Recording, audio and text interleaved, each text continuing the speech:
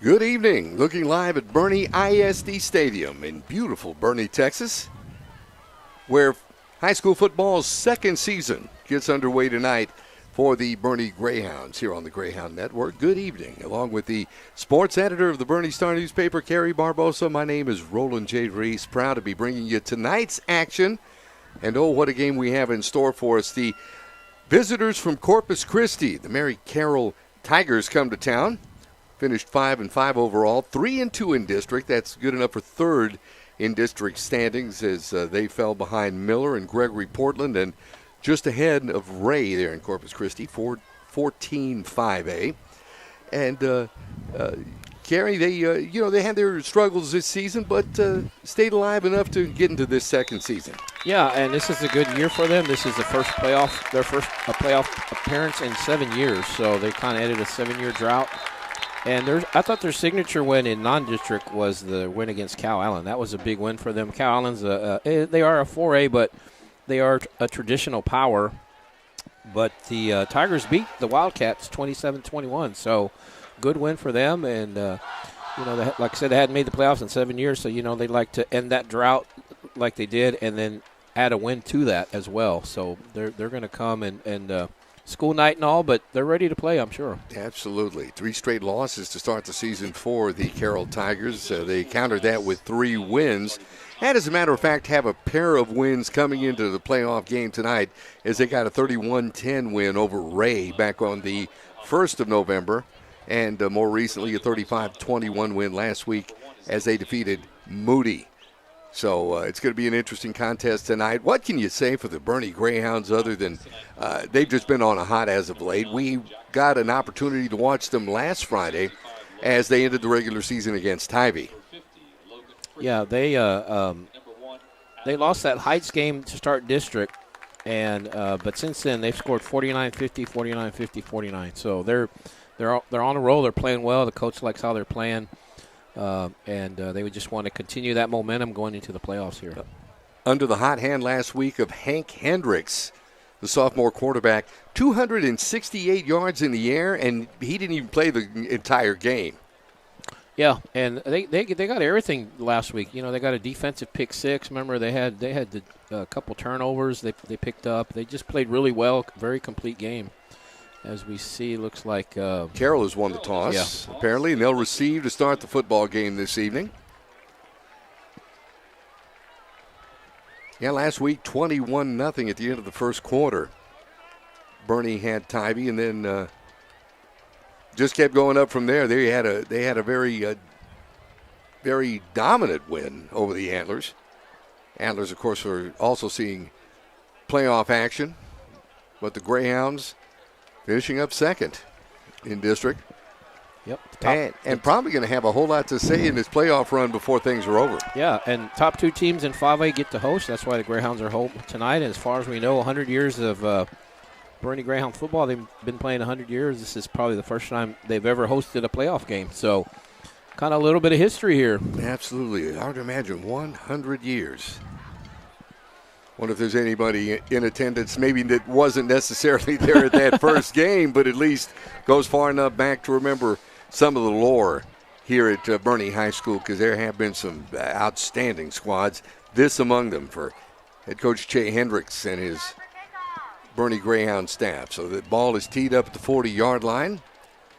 Carroll Tigers now come onto the field. It's going to be interesting to see how they set their offense as their leading passer, Nick Cantu, who was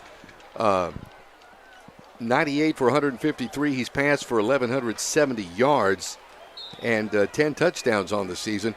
He'd been riddled with some injuries. We'll see how that comes to play if he's back with them this evening. It's interesting that you mentioned that because Coach Hendricks said when Cantu plays, they're pretty good, and when he's not in there, they struggle. So he's going to be ready tonight. Going to be interesting, and the ball is kicked off, and we are underway.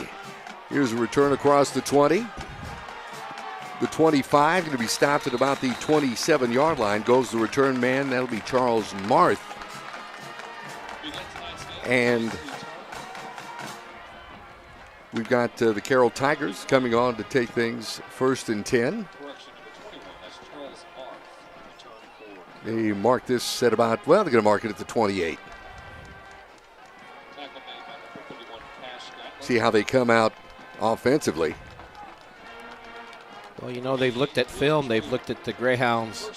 Let's see where they choose to attack them here early on. And it will be Cantu getting the start at quarterback this evening. Have Robert Muhammad in the backfield. Muhammad, their leading ground gainer on the season. Takes a handoff. Cantu dropping back. He goes long to get things started. This one almost intercepted. Cantu was looking in the direction of Braylon Swanson, who's the Tigers' leading receiver. And great defensive coverage that time. As we take a look at this on the replay. Yeah, Brooks Perez goes up, makes the play on it, almost intercepted it. And Brooks is a two-way guy. He's a receiver for him, but he plays a little bit of defense as well. So we saw how the Tigers are going to attack. They wanted to take a shot deep early on. 2nd and 10. Cantu dropping back. Quick flare out. Muhammad's wrapped up right away. Good defensive pursuit that time. Coming from Ryan Hooper. Yeah, they blew that as a screenplay. They just blew that up right away. And also number 35, Blake Burkholder, getting in there as well. Just nowhere to go. Actually lost a few yards on that play. Greyhounds defense was ready for that. So it'll be 3rd down, and they've got to get to the 38-yard line. Their own 38 to pick up a 1st down. So quite a distance. Cantu rolling out, decides to put it away, but he'll be wrapped up well shy of the 1st down. Once again, great defensive pursuit. That time, Hudson Hendricks, among others who were in on the stop. Yeah, Cantu, he does get 5 yards, but like you said, he had a long way to go. He had 13 to get, and he only got 5 of that, so it's going to bring up a 4th and 8-ish right here. Bring up a punting situation is Luke DeLeon. He handles the punting duties and also the kicking duties for this Carroll squad. And that's Brooks Pettis waiting back at his own 35-yard line. He says, let's get away from this, and this will take a Carroll roll, and we'll be down at about the 25, call it 27-yard line. It's down there. We'll call it the 27 and a half. It'll be 1st and 10. Greyhounds at that point. We see Hank Hendricks in the Greyhound offense take to the field for the first time this evening. Hank, as we mentioned, 268 yards in the air last week against the Tybee Antlers. He's thrown for nearly 2,950 yards during the regular season. That's a 42-yard punt there by the Tigers. And they're stopping the action right away. Yeah, I don't know what's going on. Boerne burns one of their timeouts or correction. Carroll does. That'll be Carroll burning a timeout. So Carroll uses their first timeout. Early odds, 10:22 remaining here in the first quarter. We'll be back with Boerne's first offensive drive. We're scoreless right here on the Greyhounds Network. Oh my gosh, it's been so much. The effort that these kids and all of us did it together. BEF, I cannot thank you enough to show that a teacher who is dyslexic, to show these kids that we can do things just like everyone else. I am so proud and so honored. Thank you.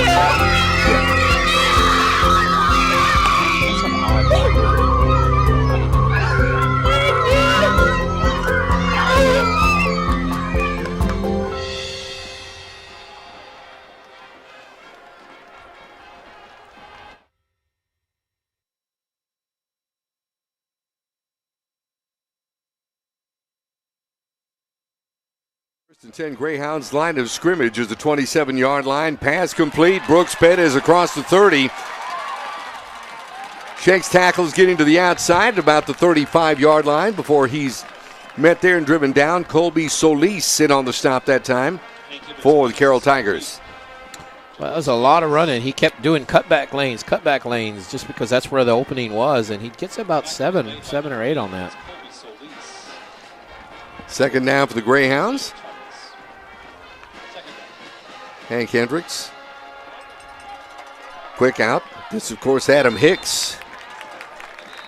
We'll get out to near the 40-yard line. That'll be enough to move the chains and give the Greyhounds a first down. Well, Hicks just trying to get to the outside, turn that corner. He did. He turned that corner. Not a lot of room out there. He got forced out, but all he needed was the 38, so he got the first down by about 2 yards or so. So it's 1st and 10, Greyhounds. Line of scrimmage, the 40-yard line. And Hendricks, another quick out. This one complete. Far side and picking up yardage goes the receiver, Matthew Garrison. See where they mark this. Actually going to mark him out at about the 45. Well, Marcus Rivera is there for the Tigers. He's just not able to catch him on that sideline. And good run there, and gets 5 yards on that. So it'll be 2nd and 5 now, Greyhounds at their own 45-yard line. Hendricks to give Hicks. Moving his way up to about the 50-yard line, which is where they're going to mark it before he's met there and dropped. Marcus Ramirez in on the stop that time for Carroll. That'll move the chains. It'll be a first down for the Greyhounds. In Tigers territory, ball spotted at the 49. Good play calling right now, just a mix of pass, run. So they're kind of mixing up really well, keeping the Tigers defense off balance. Pair of receivers you see on the bottom of your screen. They give Hicks once again. Hicks gets out to the 45 before he's met there and driven back. Ryan Guerra on the stop that time for Carroll. Well, so far every play, positive play for the Greyhounds. They're getting 4 or 5 yards every play, and looks like Hicks is coming out. But they do have a staple of running backs. We'll see them. They have 3 or 4 different running backs they'll use in the course of the game. As a matter of fact, I'm not sure if that's Bettis or Morrison they brought in, but we will see. It is Morrison. 25. The fake. Hendricks airs it out. Wide open. All by himself. Brooks Bettis, guess what? Touchdown, Greyhounds.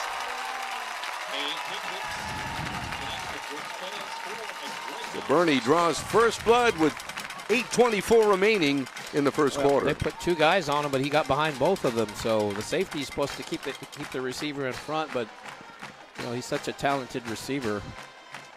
Brooks is. He got behind both of them. He just signed today. There was National Signing Day here, and he signed to play baseball. So he's going to University of Houston to play baseball.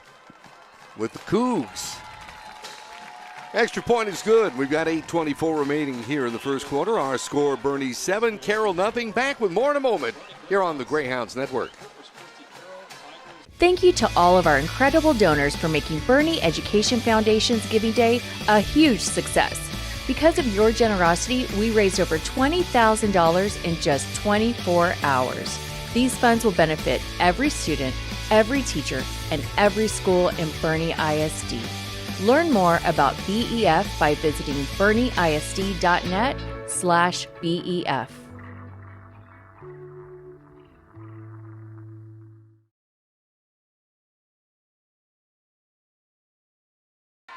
Well, tell me if you've heard of the combination of Hank Hendricks to Brooks Bettis before. Just a few times, huh? That's a big play. How did that drive look? Once or twice I heard of them combining for touchdowns. They go 6 plays, 72 yards, and took 2:01 off the clock. The thing I liked was the good mix of pass, run, and then they go with Hicks, and then they go over the top and get behind the defenders, and just good solid drive right there. Every play was a positive gain. They got 4 or 5 yards every play. Speaking of Brooks, 7 catches last week against Tybee for 136 yards, and he got a touchdown reception last week as well. Almost 19 and a half yards every time he caught the ball. Kickoff handled by one of the up men for Carroll, that being Cameron Salinas. The Tigers will take back over on offense, 1st and 10. Well, and you mentioned the Brooks Perez touchdown catch. If you remember that, it was over the shoulder, kind of Willie Mays type catch, over the shoulder grab. It was a great catch.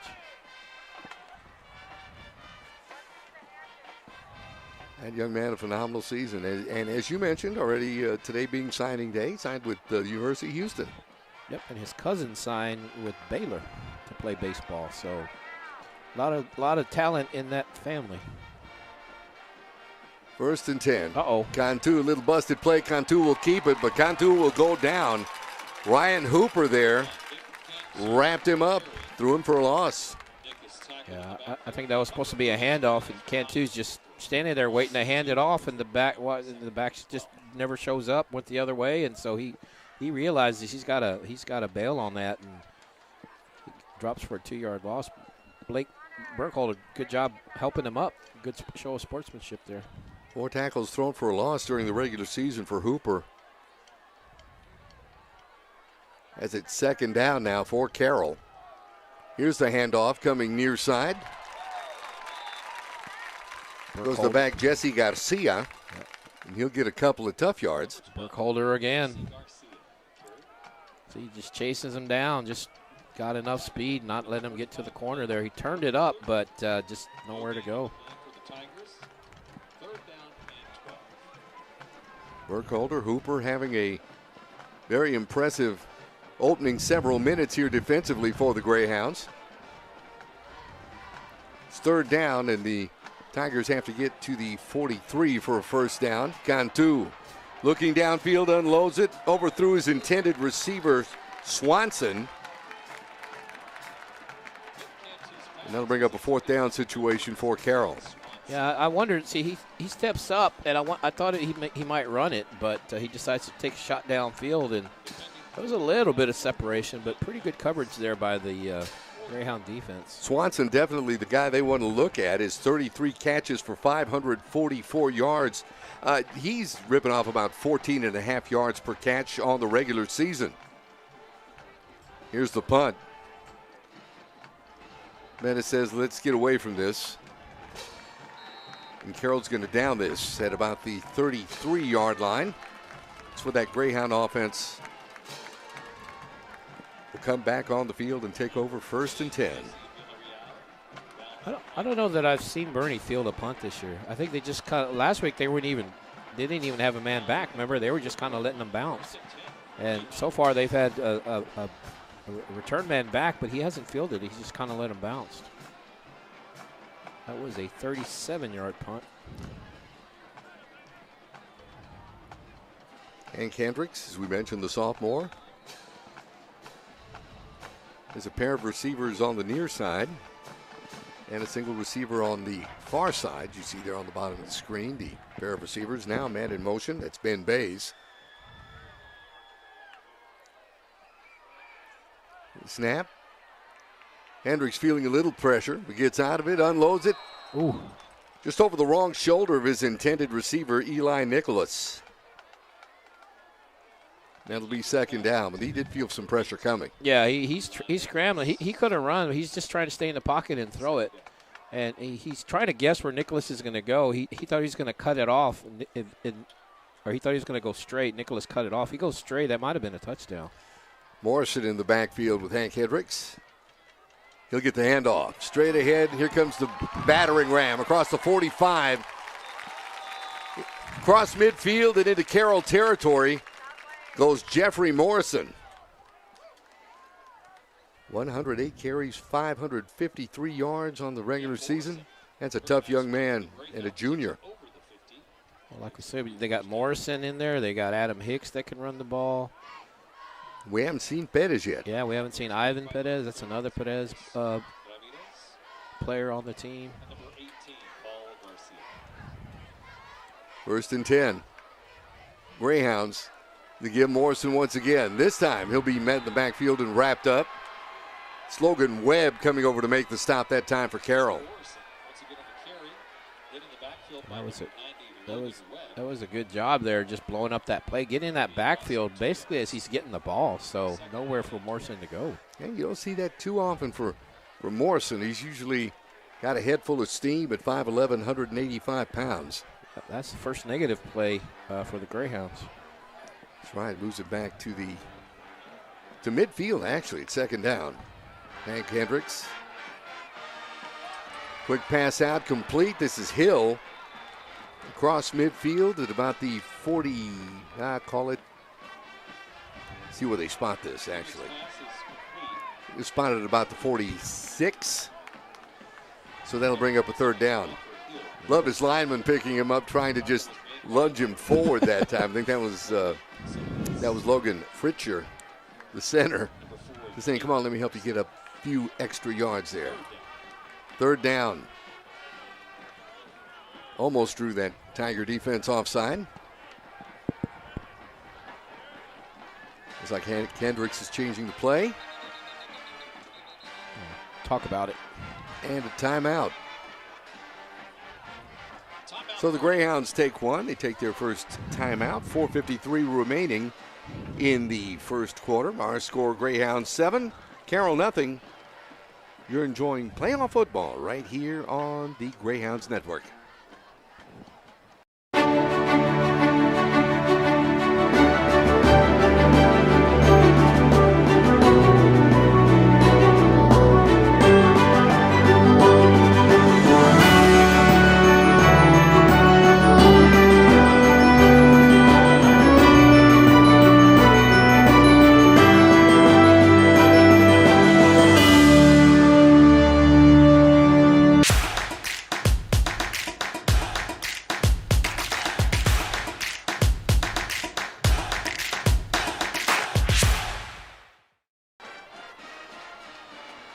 Back to live action with Carrie Barbosa, the sports editor of the Boerne Star newspaper.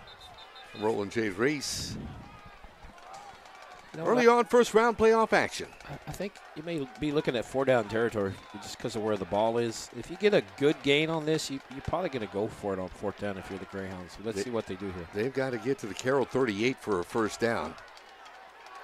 It's a big 3rd down play. Trips to the right side. Hendricks tries to unload. The ball's batted down. This isn't going to be a fumble. His arm was in motion. So good defensive pursuit that time. Yeah, he had Brooks open. He just was trying to get it to him. He saw him open, but by then the defense had closed in so much, able to get a hand on that ball and bat it down. Logan Webb, senior defensive end there, coming over to wreak havoc and get his hands on that Hank Hendricks pass. Greyhound's going to punt this away. Return is on at the 5-yard line by Swanson.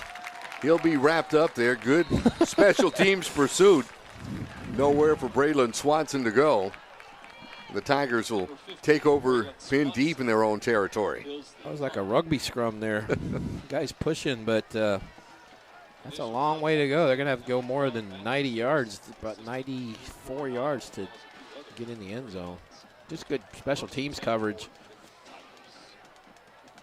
by the Greyhounds. Look at how many purple jerseys are in that picture right there. One to hold him up, and the rest of the team come over to finish him off.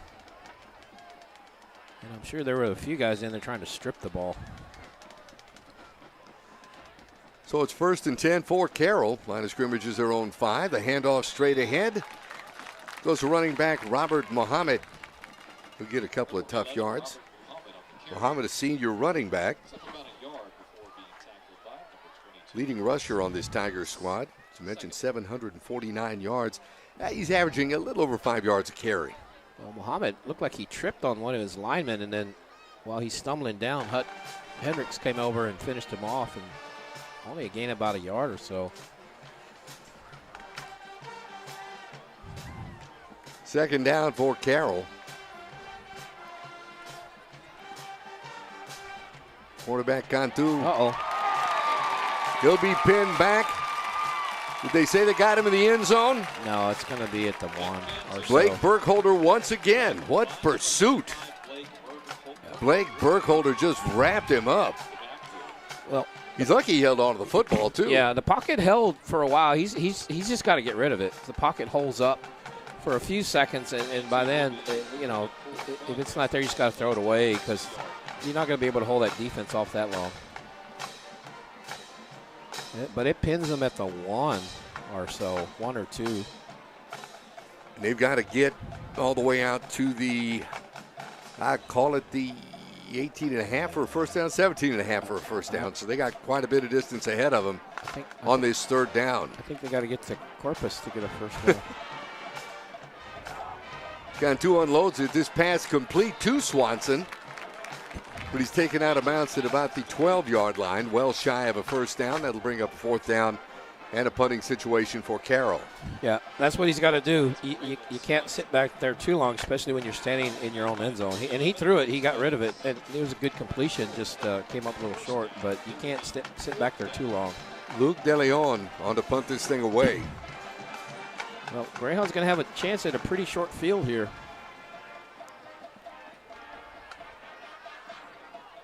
Once again, Pettis says, let's just get away from it. And the Greyhounds going to be in good field position to start this drive.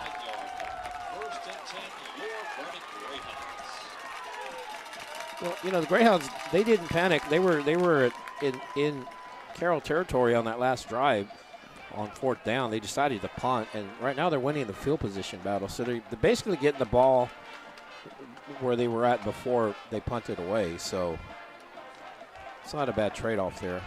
Traylor and Garrison go flanked out to the far side. Got Bays here on the near side on this 1st and 10.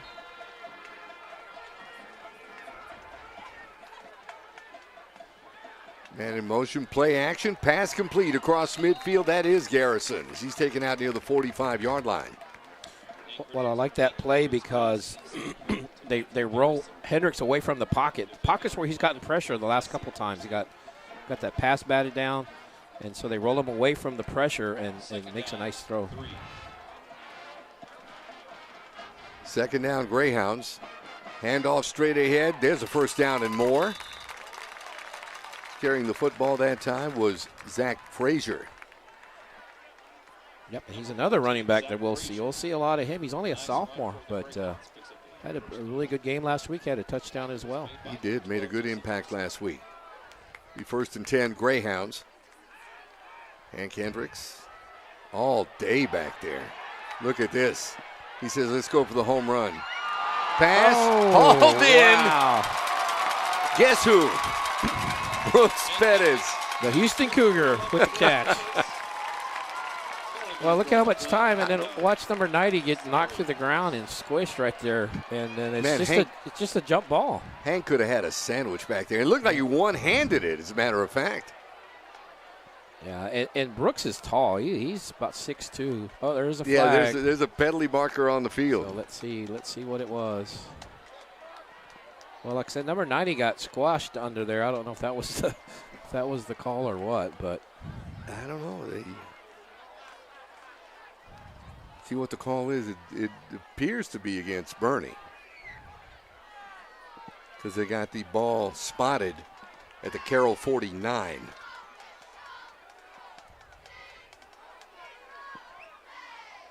Well, it's not going to count, but what a great catch by Brooks. Absolutely.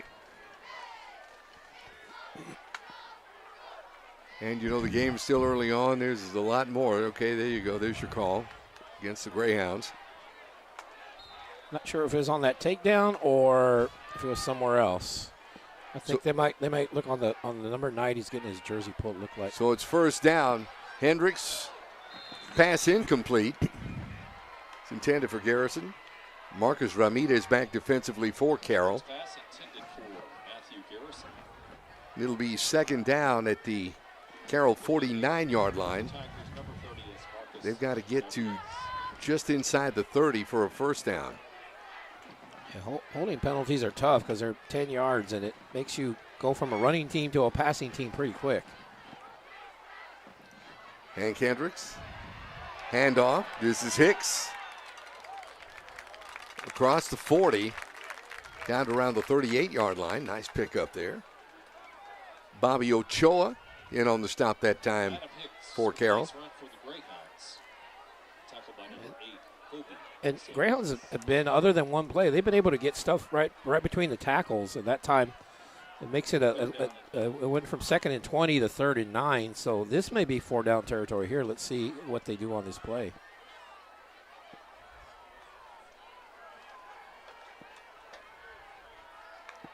Hendricks with the snap. Overthrew his receiver. Looked like he was throwing in the direction of Matthew Garrison. And that'll bring up 4th down. We'll see if this is indeed 4th down territory. Yeah, I think so. I think, and I think given their offensive output, very, very doable for the Boerne Greyhounds. 4th down. Say, let's go for it. Oh, got move him it. to jump. Well, I thought they got him to jump. Maybe they were just trying to get that 5 yards, and that'll change what the play you call. Let's see. I'm not sure who they're going to call this on. It is against the defense. Yeah. I think whoever was on that left side touched the Carroll player because he got in the neutral zone. Watch him. See, he's in the neutral zone, and then the Boerne player touches him. Okay, that was good heads-up play that time by Hudson McNew. Yep.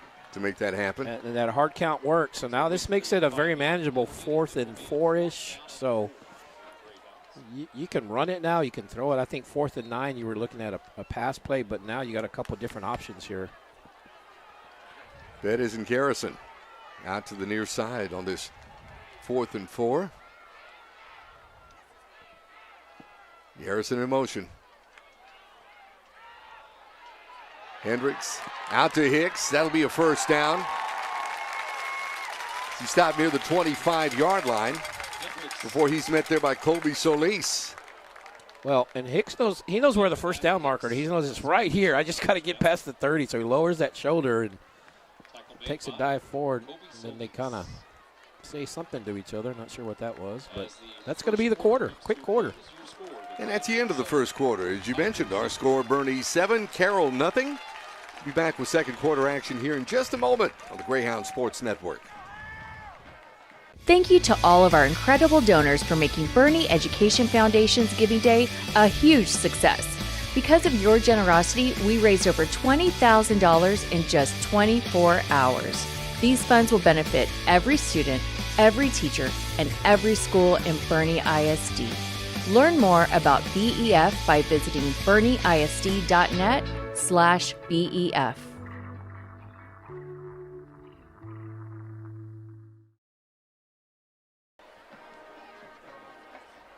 With the sports editor of the Boerne Star newspaper, Kerry Barbosa, I'm Roland J. Reese. Second quarter action tonight, a 45-yard touchdown reception by Brooks Bettis at the 8:24 mark of the first quarter. Has the Greyhounds on the board 7-0, and they're knocking on the door for more right now. Yeah, and it feels like, and as far as field position and yardage, the Greyhounds, in time of possession, it feels like the Greyhounds have dominated this game, but it's not shown on the scoreboard at this point. It's only 7-0, so if you're Carroll, you got to feel pretty good that you've held a high-scoring team. Had 21 points last week in the first quarter against Kerrville, Tybee. But they had 21 that first quarter. Here you've held them to 1 touchdown. It's first down for the Greyhounds. Hank Hendricks calling signals. Dropping back, looking end zone. Ooh. Intended for Brooks Bettis. He tried to zip that in there. Over there to break that up, that was Caden Garcia. Yeah, that's in double coverage, so very fortunate. Good play by the defender to get a hand on it. Actually, Deshaun Porter, number 16, came over to swat that away. So it'll be 2nd and 10 now for the Greyhounds. Line of scrimmage, a 26-yard line. Hank Hendricks. Handoff on the delay to Hicks. Hicks still on his feet. He'll be wrapped up and dropped for a bit of a loss. He's coming over to make the stop that time. It's number 40, Jarrett Rayshard. Actually about half a yard loss. So. Well, and they had Hendricks in there. I think he was the blocker, but well defended by Carroll. So this may be a situation where you're looking at going for it on 3rd and 4th down as well. That is Garrison Traylor at the bottom of the screen. Pass looking end zone. There was nobody in that corner. Actually, he overthrew his intended receiver. I believe that was Ben Bays. I think Bays fell down on that route. He has the screenplay to Hicks there, but see, look at Bays is on the ground. Yeah, Bays fell down. Lucky to not have that intercepted. Yeah, that was close. Isaiah Chavez was over in the vicinity. Well, if you kick a field goal, it'd be about a 45-yarder. It looks like they're leaving the offense on the field. We'll see. Diego Jimenez is their kicker. Not sure what his length would be, what they're comfortable with him at. Here it is on a 4th down. Hank Hendricks. Pass. This one out of the hands of Brooks Pettis. Good defensive coverage that time by Ryan Guerra of the Carroll Tigers. The ball will go over on downs, 1st and 10, Carroll.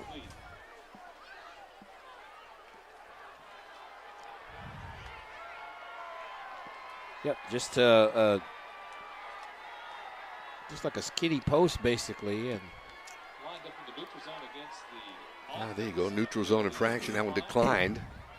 Yeah, I don't want to give him the down back if you're Carroll. Just underway here in the 2nd quarter.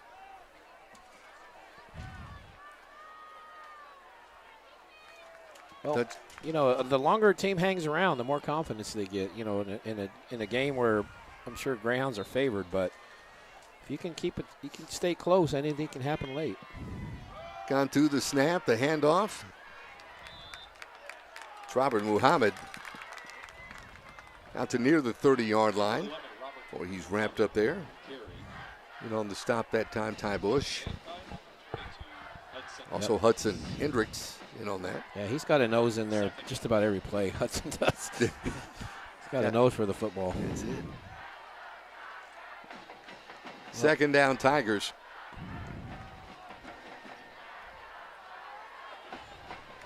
He's gone through. His instructions to Muhammad. He'll get the handoff once again. Straight ahead, Muhammad breaking tackles across the 35. Down to around the 36-yard line. Still going to be a couple of yards shy of a 1st down. Yep, and actually they're going to give it to him. And that is their first down. That is Carroll's first down. It came in the 2nd quarter at the 10-20 mark. Jackson Bays over to make the stop. But it'll be 1st down. That's pretty good defense when they've had the ball 3 times, and this is their first down on their 4th possession. Gone to the give once again, Muhammad. This time, not much there. Maybe a yard before he's wrapped up. Yeah, there's a lot of bodies in there, and right now, if you're Carroll, you want to stretch that defense out. Take a shot deep. Just let the defense know we're going to throw deep, try to throw over your head. Right now, Boerne's just kind of crowding that line of scrimmage and just clogging the lanes, and just not a whole lot of space for those Carroll runners. Robert Muhammad just got back to the line of scrimmage. It'll be 2nd and 10 for Carroll. Boerne's got everybody up. Excuse me, Roland. They've got everybody within 10 yards. The handoff, Muhammad once again. Good heads-on tackle. Guess who? Hudson Hendricks. Former soon-to-be Arkansas Razorback right there. Just meets him at the line, drives him back, and it's 3rd and 10. No gain on that play either. You start calling their name a few times, and guess what? They rise up to the occasion and make another stellar play. 3rd and 10 now, Carroll. Gone through, looking over to the sidelines.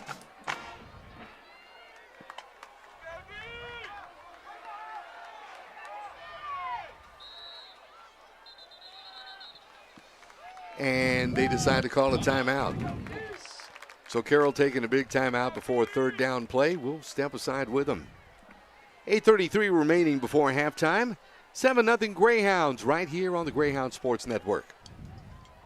Oh my gosh, this means so much. The effort that these kids and all of us did it together.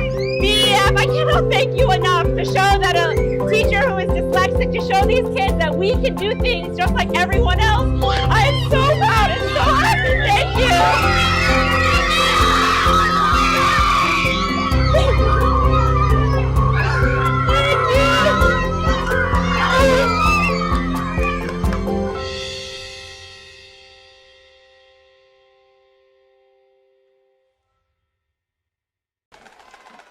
Back at Boerne ISD Stadium, first round playoff action tonight between the Greyhounds and the visiting Carroll Tigers of Corpus Christi. It's 3rd and about 10. Here's Cantu Snap, drop back, has a man. Ooh. Sandriano, he's going to be stopped, I believe, short of a first down. We'll see where they mark this. They're about a yard short. What do you do? It's 4th and 1 at your own 46. What do you do? Well, I don't know, given the situation and looking like the offense is staying on the field, I guess you roll the dice. That's exactly what it looks like. Apparently, the Tigers are going to do. You could quick kick it if the quarterback could do that, but the Tigers fans are saying, let's go for it. They're cheering, saying, let's go. And the Greyhound faithful with the defense cheer right in front of us. Comes 4th and about 1. The pitch, this one gets away from the back, and I think the Greyhounds fell on it, and they certainly did. Either way, it's Bernie's ball because it's 4th Jackson down. Bays. Either way, it was going to be Bernie's ball, whether they recovered it or not. So. Well, true, but yeah, they pick up a few yards there. Yeah, Bays, is. Wow, just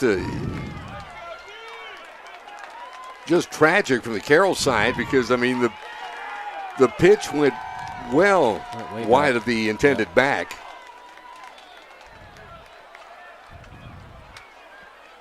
Well, short field for the Greyhounds. Let's see if they can take advantage of this short field, taking over at the 34. 1st and 10. Hendricks, the handoff. This is Hicks. Maybe a yard. Initial progress stopped by Colby Solis. Yeah, Solis trying to strip that ball. Yeah, Solis, you notice a couple of times he's swinging at the ball. Yeah, watch him right here. He's just trying to strip that ball. Hicks does a good job holding on for dear life there. Saying, I want that thing. Give it to me. They're back to the line of scrimmage. It's going to be 2nd and 10 once again. Here's Hank Hendricks calling signals. Quick out to Hicks. Trying to find the corner. Nope. He'll be stopped just shy of the 35. It's over to put the hit on him, Marcus Ramirez. And that'll bring up a 3rd down for the Greyhounds. They try to go wide, but it's just well played by the Carroll defense. Look at all the white jerseys there, just nowhere to go. 3rd and 12. Also Isaiah Chavez over to put a hit on Hicks. Couldn't turn that corner. 3rd down, they got to get to the 24 for a first down. Hank Hendricks dropping back, looking downfield, unloads it. Nope. Has his receiver in Walker Hill, but of course that's going to be stopped shy of a first down. They're going to say incomplete, I think. Oh, they're going to say that hit the ground? Yeah, I think so. That is the case. So 4th down now facing the Boerne Greyhounds. Yeah, you're in a tough spot here as far as the down and distance. You're too close for a punt and you're too far for a field goal, so you might as well go for it. Well, 2 receivers there at the bottom of your screen. Single receiver, that's Brooks Bettis. Hicks now goes in motion far side. Hank Hendricks. Pass complete. Walker Hill, touchdown Greyhounds.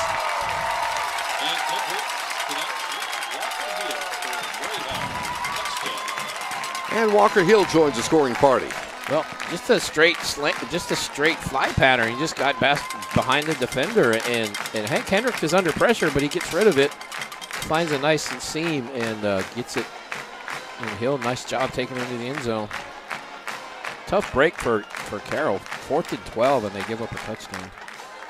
And the extra point is good.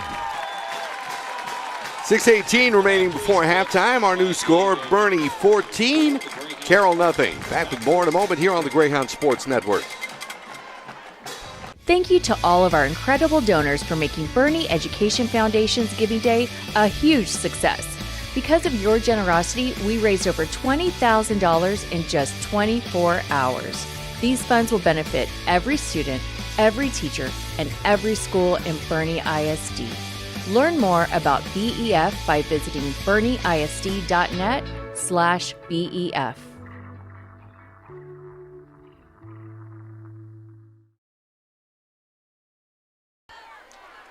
Senior receiver Walker Hill now joins the scoring party this evening. He catches a 36-yard touchdown reception from Hank Hendricks. And how'd that drive look there, Kerry? 4 plays, 34 yards, a minute 49, minute 19. I can't read my writing, but set up by the Jackson Bay's fumble recovery that gave them a short field. Walker Hill, another baseball player. He didn't sign today, but he's another member of that Greyhound baseball team. We look forward to seeing him on the diamond a little bit later on. Here's a big return. Across midfield into Greyhound territory. He's going to take it to the house. It's Charles Marth. And just that quickly, touchdown Carroll.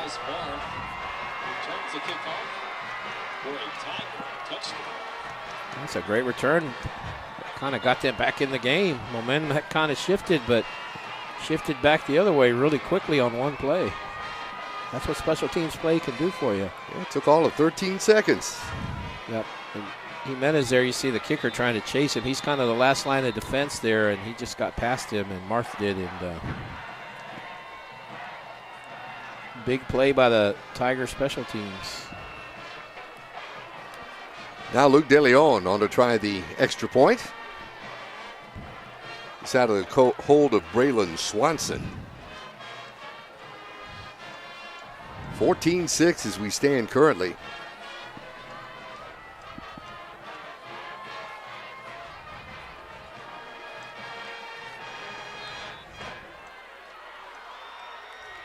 And awaiting the snap, down. DeLeon's kick is up. And with 6:05 remaining here in the first half, our new score now, Boerne 14, Carroll 7. Back with more in a moment here on the Greyhound Sports Network.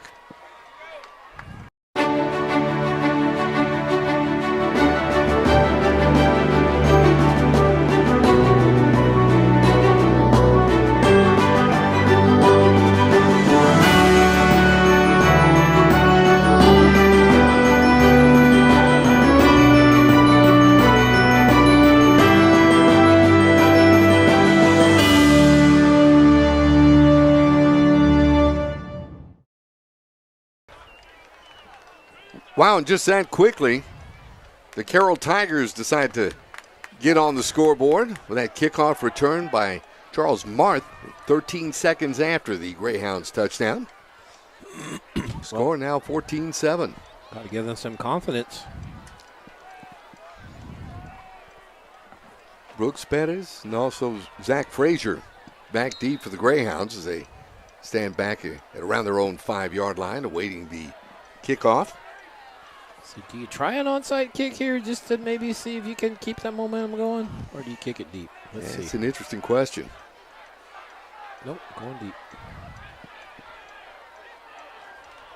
And this will be handled by Pettis. A correction by Frazier at the 20. Finding the corner, 25-30. Out near the 35-yard line. A little pushing and shoving down there. Yeah, that's a good return by Frazier. He just kind of ran right out of room on that sideline. You see him try to tightrope it. And I tell you, if he's got a little bit more room right there, he might have been near midfield. Nice stiff arm to pick up a couple of tough yards. If I'm not mistaken, I think I see a penalty marker on the field. Yep, at the 18.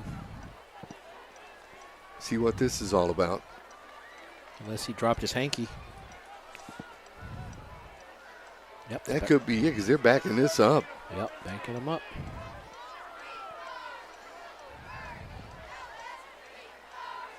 Holding against Boerne. Second one. Takes the ball back to the 9-yard line. First and 10 for Boerne. Well, the Greyhounds will have the football, 1st and 10. Inside their 10, here's a handoff, Morrison. Morrison bangs his way out to the 20-yard line.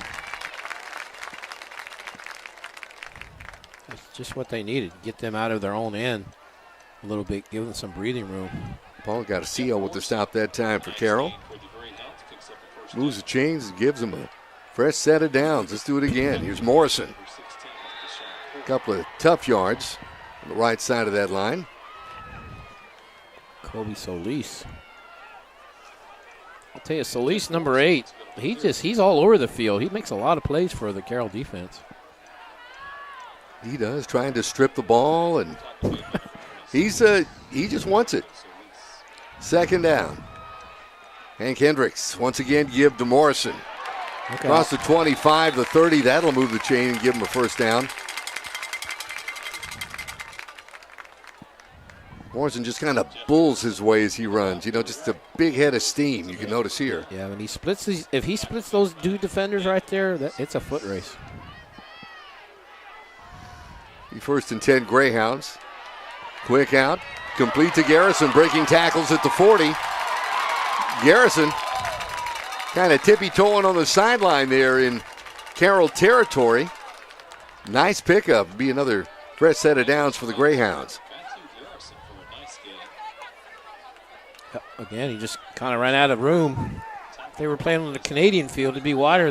Be wider. They could do a little bit more here.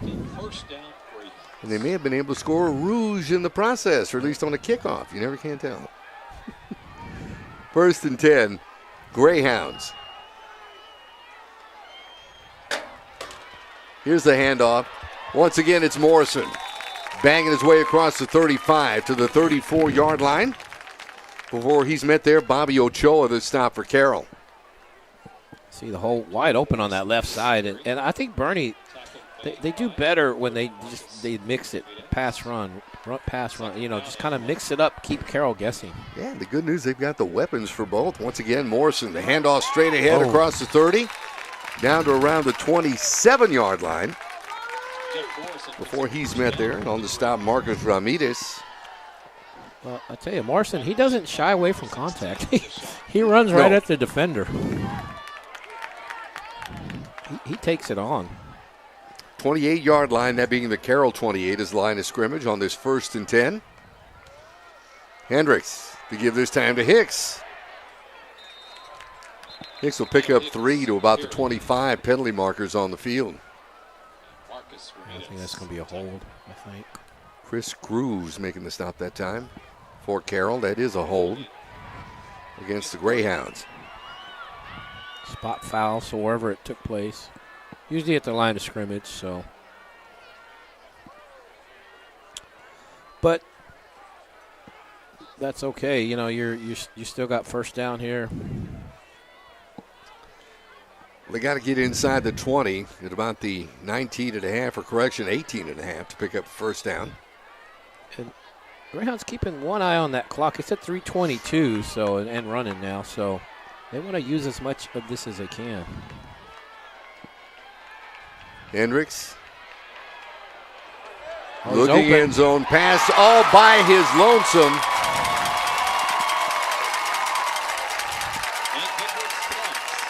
Gavin Hankins coming up with that?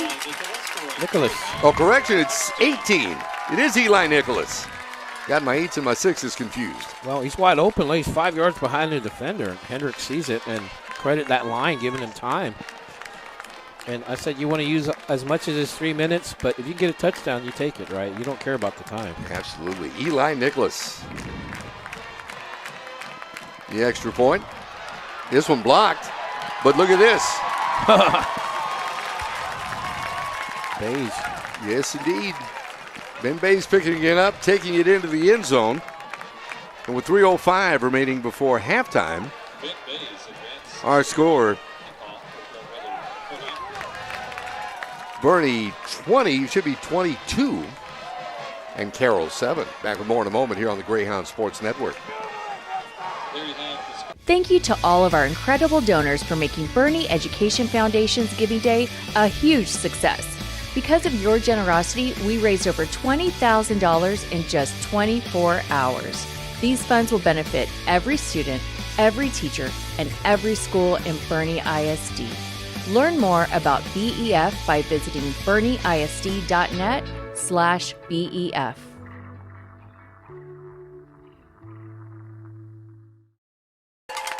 Eli Nicholas getting into the scoring category this evening for the Greyhounds. 38-yard touchdown reception.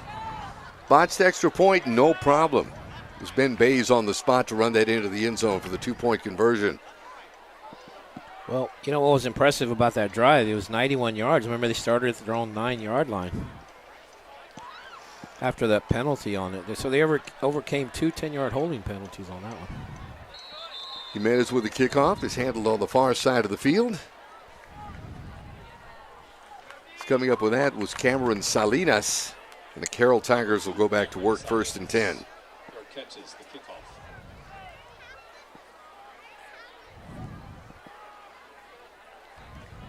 Ball is placed at the 28-yard. 1st and 10. Well, Betta's a 45-yard. It's been done in the air tonight. Betta's got that 45-yard touchdown reception back in the first. 36-yarder to Hill. 38-yarder to Nicholas.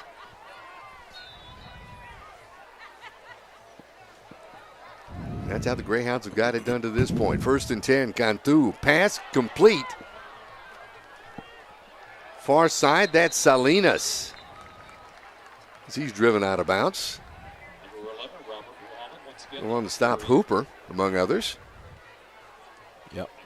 Right there, he just needs to get out of bounds. You know, just Jackson Bays holding him up. try to save the clock. I don't know why they stopped the clock because he didn't go out of bounds. Now they started it. 2nd down, Carroll. Handoff on the delay. This is Muhammad. Wrapped up, taken down, Towns Oviedo, and on the stop that time for the Greyhounds. Oviedo's the one at the pick six. Pick six last week, and a great job defensively as well.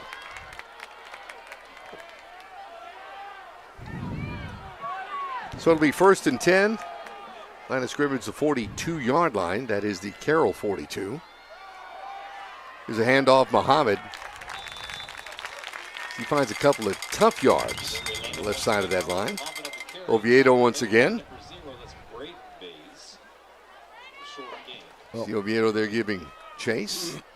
Mohammed, one of the guys back from last year, was a key guy for them last year. One of the returning backs. So he's going to be the workhorse for him.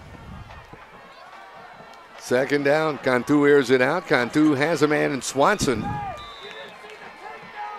Into Boerne territory, where he stops at about the 45-yard line. Well, he just runs a little button hook or curl route. He just kind of turns it up. Swanson, a sophomore.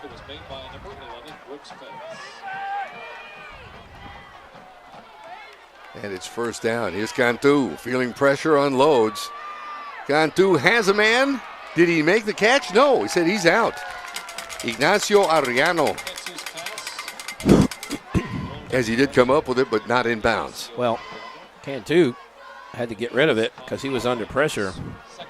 I want to say Braden Bays was putting the pressure on him, and he kind of had to throw. He took a pretty good pop, too. I think he's still smarting from that on that left hand. Just kind of holding it, kind of funny. Seems to be favoring it just a bit. 2nd and 10, Cantu. Oh, boy. High pass that time, hauled in by Marth, but not after a big pop. I think Hudson lowered the boom on him. Somebody did. Let's see. Here comes Hut. There it is. No, it was Hudson Hendricks. Oh man, he just got bent backwards. So Boerne's calling a timeout because they're thinking they might have a chance here to, if they could stop them here, burn another timeout, have a chance to maybe try to score again. Well, still enough time on the clock with 64 ticks before halftime. It's again round 1 of our playoffs.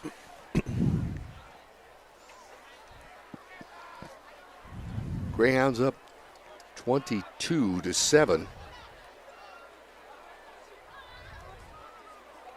15 points this quarter to get him to this point. The Greyhounds talking it over. Well, the winner goes south. You get to Well, Corpus is south, but they play a Valley school. Whoever wins this game gets to play a Valley school next week. It's a big third down coming up now for the Carroll Tigers from the Greyhound 45.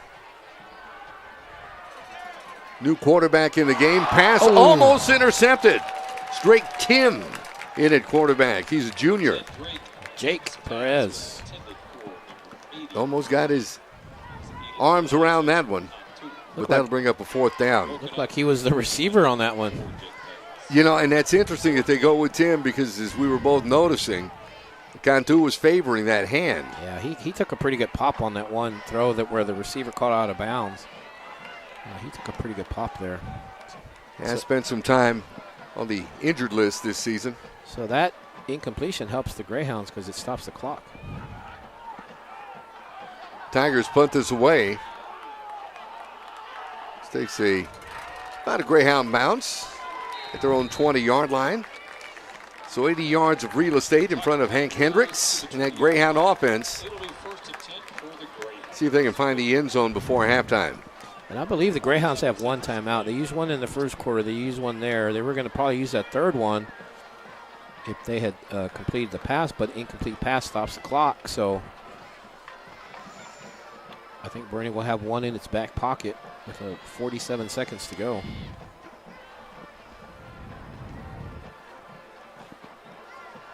Let's see how they play this.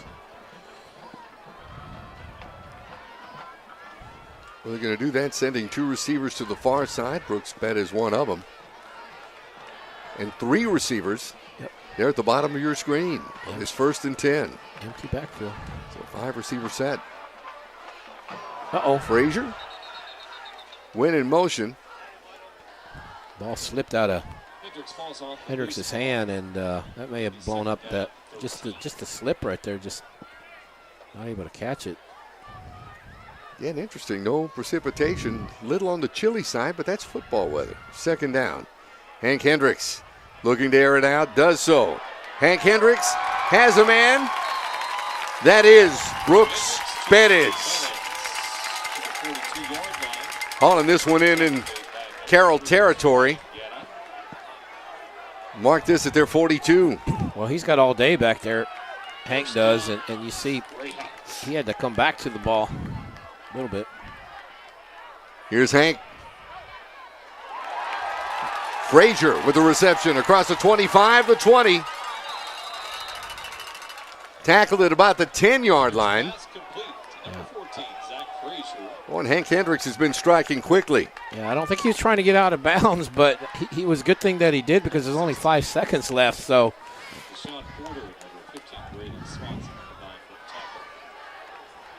see from the 18, 28-yard attempt here. Well, the field goal kicker, Diego Jimenez. Kick is up. The Greyhounds going to go into the halftime locker room up 25-7. Back with halftime activities and the second half in just a bit here on the Greyhound Sports Network. I think every time our first responders have to respond to one of these false threats, it takes them away from protecting the community. Every fire truck that's dispatched, every police officer that's sent, every ambulance that's sent over, they are no longer servicing this community. So please give us the opportunity to provide a solution, to solve these problems, and be part of the solution, not part of the problem.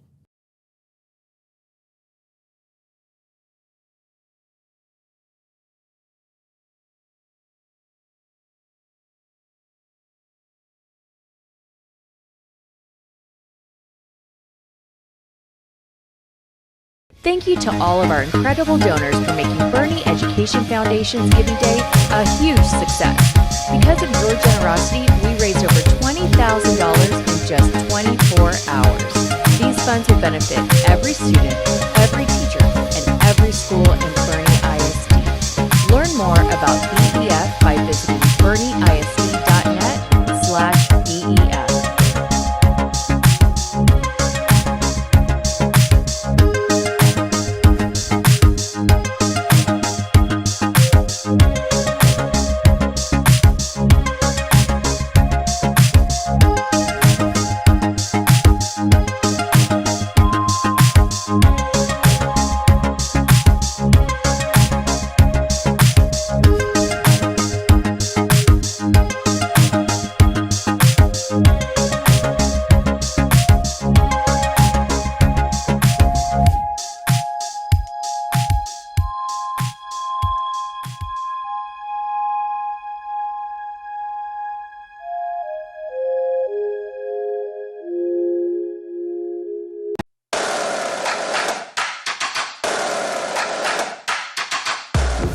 parents and fans. On the court or on the field, it gets very intense. And at the end of the game, we remain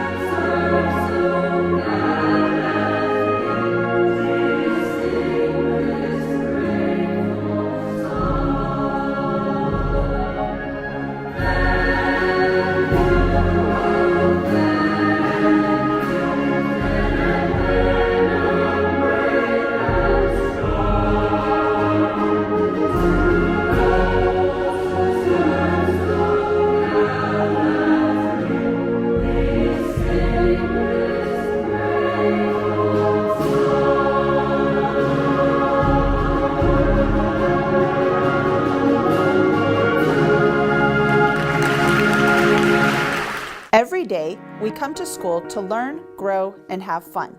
But safety is always our top priority. Whether it's bullying, mental health, suicide, or dangerous behavior, if you see something, say something. Sometimes we might notice something unusual or concerning.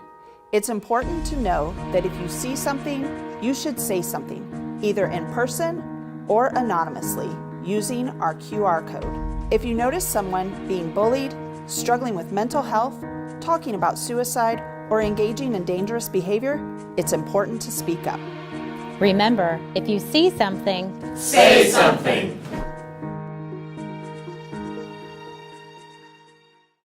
You taught me to embrace my uniqueness and celebrate what makes me me.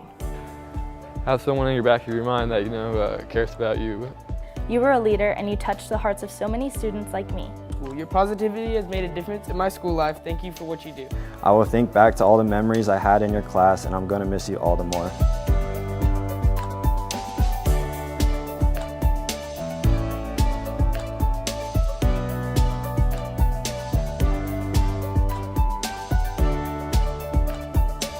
The kids are what got me here and what keep me here every day. And I've been so blessed over the years to teach so many good kids. the family camaraderie that a lot of my colleagues have taught my children. I've taught many of their children, and it just feels like a big family. A mí me encanta trabajar aquí por los estudiantes y también por los maestros. And I love working here because I have amazing students and amazing colleagues. became great friends with his classmates and his castmates. It was awesome. Oh, hey, Linky. I got asked to write a letter for a teacher. So, life changed, and he even asked me this year for more. Oh my goodness, Morgan. Hello. Hi. How are you? Good, how are you? What are we doing? I have something to tell you, actually. Hi. Hi! What are you doing? I have a letter to read you. And I brought these for you because you've been such an impactful teacher in my life. Knowledge from calculus that I provide. So yes, those are really cool moments where they start to see how things fit together and things make a little more sense. There we go. Okay. Mr. Mertz, so wrote this for you. It feels like ages since we shared a laugh. As I sit down to write this, I can't help but be washed over with nostalgia, reminiscing about the days when the classroom was the ultimate hub of excitement and inspiration. You continue to inspire me. Your generosity and selflessness have shaped me into the girl that I am today. As far as like my high school journey went, theater was probably the one big thing that taught me like the most about life. Senior year is made up of all kinds of memories, both good and bad. However, when I look back at all the memories I made in your class, there's not one that doesn't put a smile on my face. Thank you, Miss Bailly, for your influence starting with elementary school through middle school. Your positivity has made a difference in my school life. Thank you for what you do. I want to thank you from the depths of my heart for being more than just a teacher, a mentor, a muse, and a guiding light. Love you. I appreciate your intentionality and guidance for me and all of your students. I will forever admire you in the way that you live your life. I love you, Addison. What's most important is how you treat people, and that's really the only thing that matters, which is also good because that's the only thing that you can control. So, thank you. Gracias para qué tú haciendo. Gracias por lo que haces, o gracias por lo que has hecho. Muchas gracias, mi amor. Thank you, Mr. Mertz, for making my senior year just that much more special. As my year comes to an end, I already feel myself starting to miss you. Sincerely, Charlie DeJealous. Thanks, Charlie. Thanks, buddy.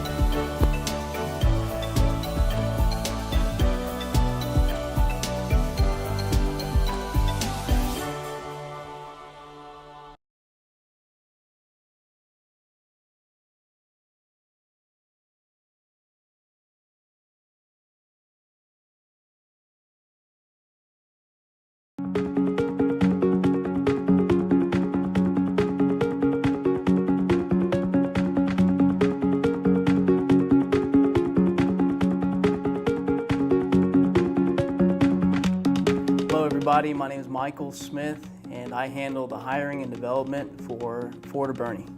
Hi, I'm Samantha Morganroth. I'm the program coordinator here at Greyhounds. I'm Heather Boyette. I am the marketing manager at Synergy. When we're thinking about hiring Boerne ISD students, we really look at their work ethic. We look at how they show up, their references, their impact in the community. Are they involved?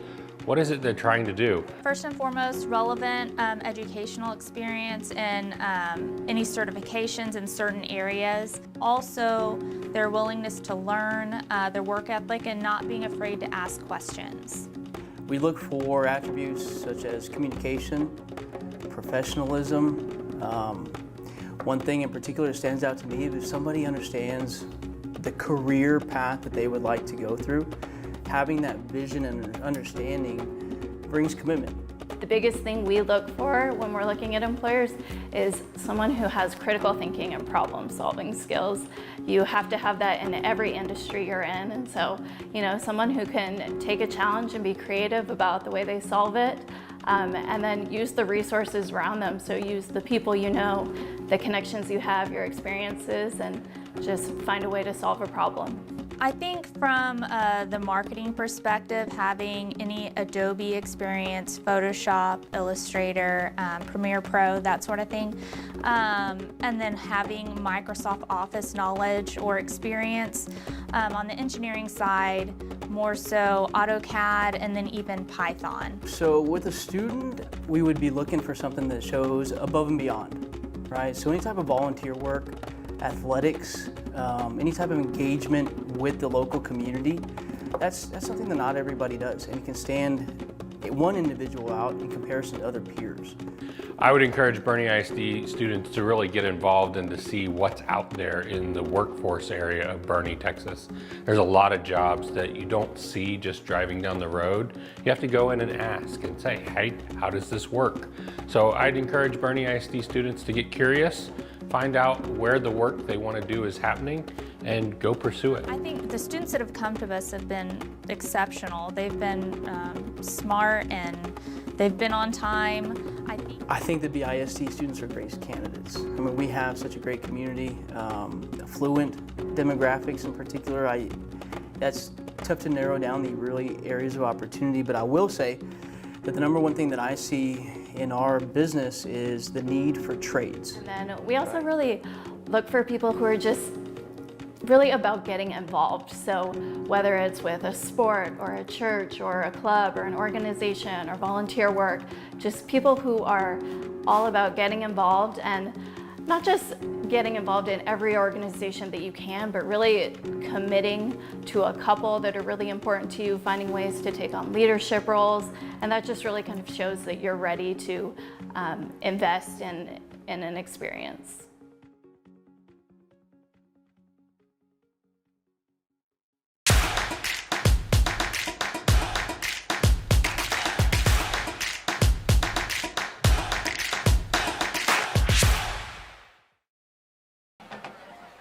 Covenant Pest Control, Tappatina. Teal Hill Country Resort, Highland Homes, ACM Custom Homes LLC, and Bear Artist.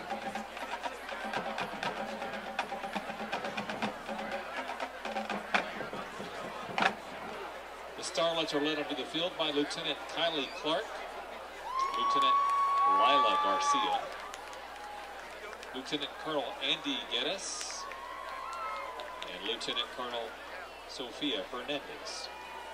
Starlet of the Week is Grace Eichmann. Silver Star of the Week, Kazali Alejandro. Sit back and relax while the Starlets and Silver Stars perform 2 hand clap.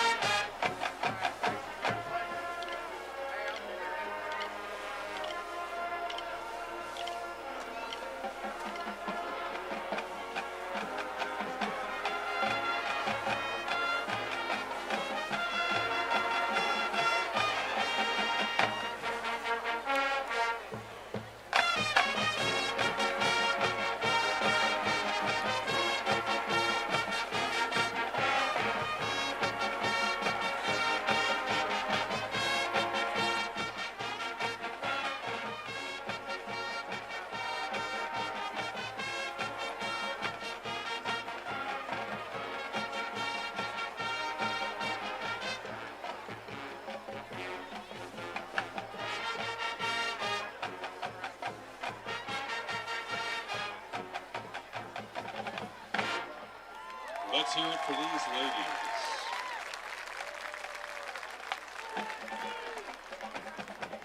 Tonight, the Boerne High School Band and Color Guard will perform the Dua Lipa's Houdini.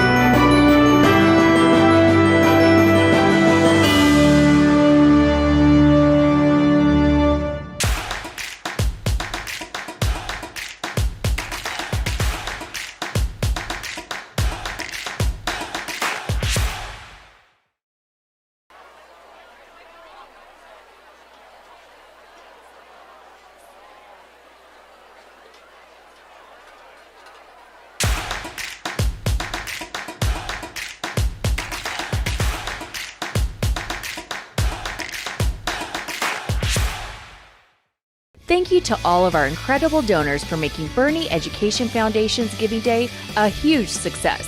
Because of your generosity, we raised over $20,000 in just 24 hours. These funds will benefit every student, every teacher, and every school in Boerne ISD. Learn more about BEF by visiting boerneisd.net/BEF.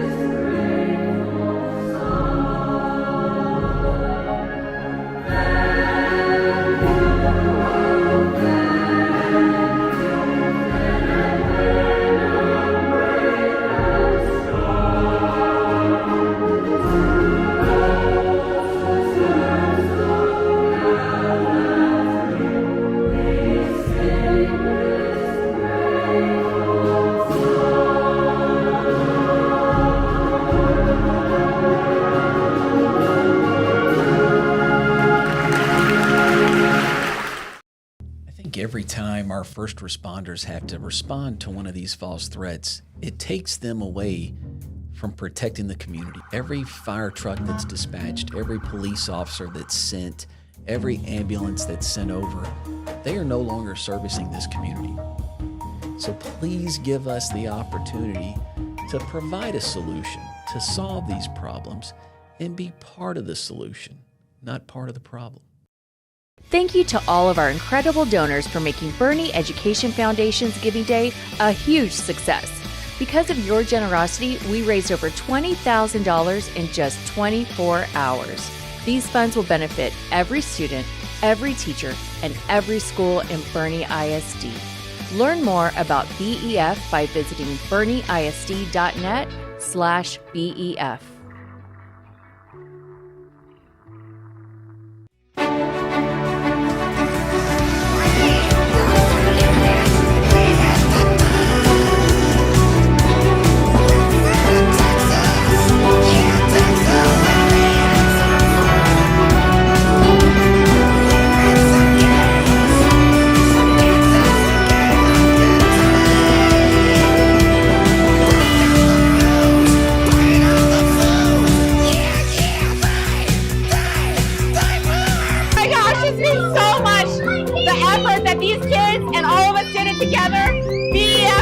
Thank you enough to show that a teacher who is dyslexic, to show these kids that we can do things just like everyone else. I am so proud and so happy. Thank you.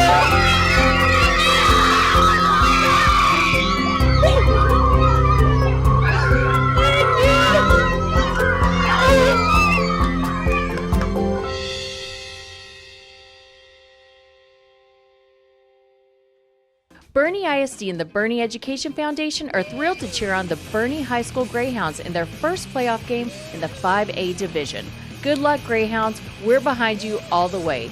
Go Greyhounds!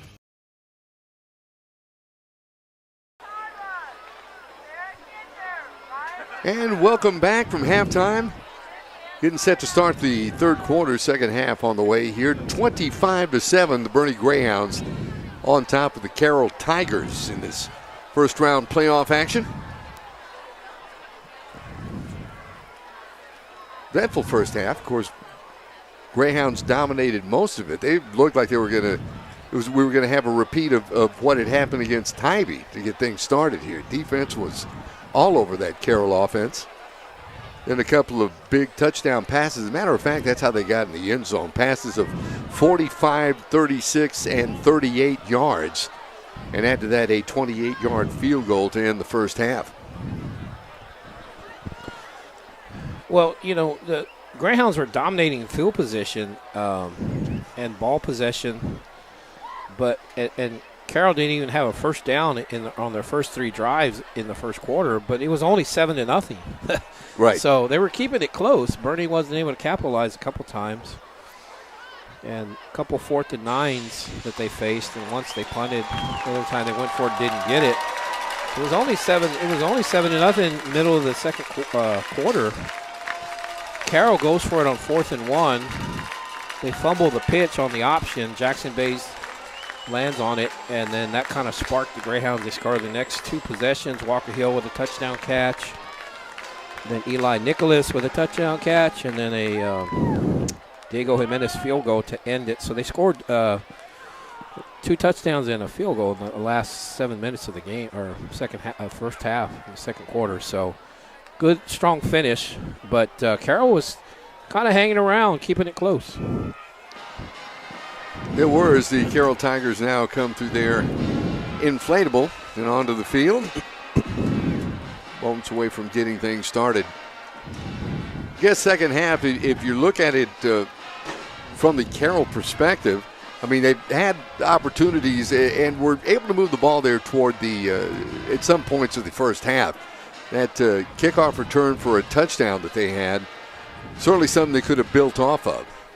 Yeah, and I wondered if they might maybe go for an onside kick after that. They didn't. They kick off, but Greyhounds answer with a 7 play, 91 yards. Remember, after the kickoff, they backed Boerne up because of the holding. They were at the 9-yard line. They're going 91 yards. And answer hit a couple big plays on that one. We're unsure who was going to get the start at quarterback for the Carroll Tigers. And it was senior Nick Cantu. We saw him be effective, and then at some point seemed as though he injured his hand or something. He was it just didn't seem right. Came out of the game like he was in pain of some sort. Yeah, he took a pretty good pop on one of the plays, and his arm was kind of, don't know if his arm or hand or whatever it was, but and then he didn't finish out that half. They brought in the other quarterback, like you said. Certainly Drake Tim, who we saw, the junior quarterback, came in and saw a little bit of action, as he has throughout the season. Well, good thing for Boerne is they get the ball. They scored on their last 3 possessions, 2 touchdowns and a field goal. And they're going to get the ball. Hank Hendricks there on the screen, warming up. They're going to get a chance to make it 4 possessions in a row if they try to score. And as you mentioned, certainly don't want to look past this game either way, but the winner, we can simply say the winner of this game will get a school from the Valley next week as the playoffs continue. Kickoff, second half is underway. Far side, this is Jackson Bays on the return, still on his feet across the 30. Bays brought down just shy of the 40-yard line. Matthew Perez hit on the stop on special teams there for Carroll. Good return by Bays. Right there, gets past a couple of defenders with a nice cutback move, and then he falls forward to the 39 or so. See where their mark is. They'll mark it actually at the 38, but that was a great return. And Hank Hendricks and the Greyhound offense come back out to start our second half, 1st and 10. Got a pair of receivers either side. Here's Hendricks. Comes out throwing right away, and on the far side of the field has Brooks Perez. Gain of a couple. Who else? Yeah. Wrapped up there and dropped Ryan Guerra on that stop. The second, about 7. Hendricks, the handoff straight ahead. It's Morrison.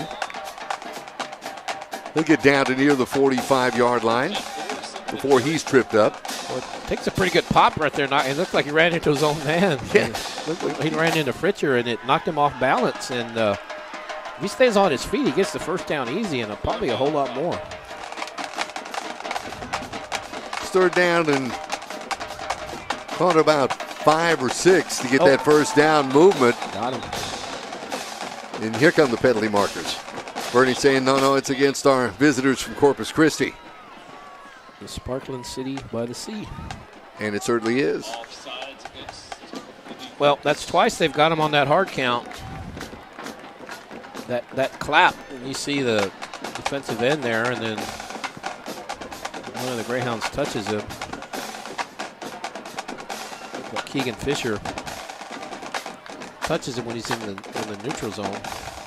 That's going to move the chains. It'll be a first down for the Greyhounds. It's the ball spotted on their own 48-yard line. Garrison lining up on the far side of the field. Eli Nicholas here on the near side on this 1st and 10. Hendricks. Handoff straight ahead, bang into the 50-yard line for a couple of tough yards. Goes Jeffrey Morrison.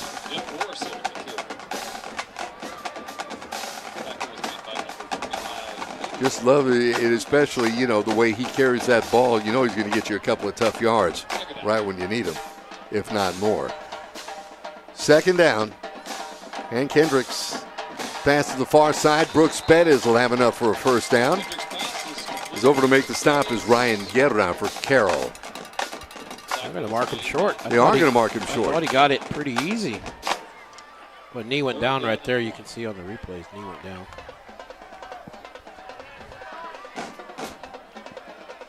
So that'll bring up a 3rd and short for the Greyhounds. That is flanked out to the far side. 3rd down, sure, give it to Morrison. Straight up the middle, he has the first down and more. Bangs out across the 40 to around the 36-yard line. And that'll move the chains. Well, Tigers that time, they crowded the line of scrimmage. They watched them bring a lot of bodies up, and once you get past them into that 2nd level, you're going to get that first down pretty easy. 37-yard lines where they're marking this. 1st and 10 for Boerne. Hank Hendricks, play action. Looking end zone. He's in and out of the hands of his intended receiver, that being Nicholas. Good coverage there by the secondary. A lot of time for Hendricks. And not a whole lot of separation. The defender kind of got a hand up there just the last second. Maybe they got in the way. Isaiah Chavez back defensively. So it'll be 2nd and 10.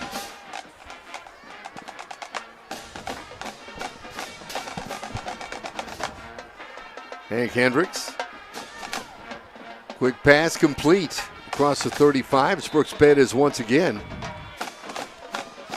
Looks like a little bubble screen. Going to give him forward progress. Down to about the 34-yard line. So be 3rd down. They've got to get to the 28 for a first. It should be 3rd about 6. Well, this may be a 4-down territory here, just because of where the ball is. Okay, Hank Hendricks is off the field now. Uh-oh. So it looks like Hudson Hendricks now in the kind of that wildcat shirt. Look at this. Look at Hudson Hendricks pulling his way inside the 15 to the 14-yard line. Touchdown saving tackle there by Marcos Ramirez, but that'll move the chains and give the Greyhounds a first down. Well, when Hutt lines up as the quarterback, you know what he's going to do, but knowing what he's going to do and stopping what he's going to do are two different things. He gets 20 on that one. First down, let's do it again. Hudson Hendricks, look at this, breaking tackles into the end zone, touchdown, Boerne. It's going to come back, though. Might come back. Oh, did not see any laundry. There it is. There's the laundry. It's going to be a hold. And a hold. Well, they've called that on the Greyhounds quite a bit tonight.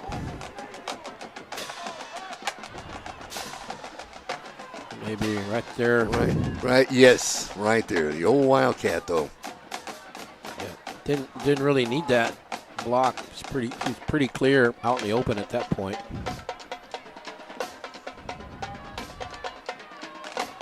Well, this will move it back to about the 25-yard line.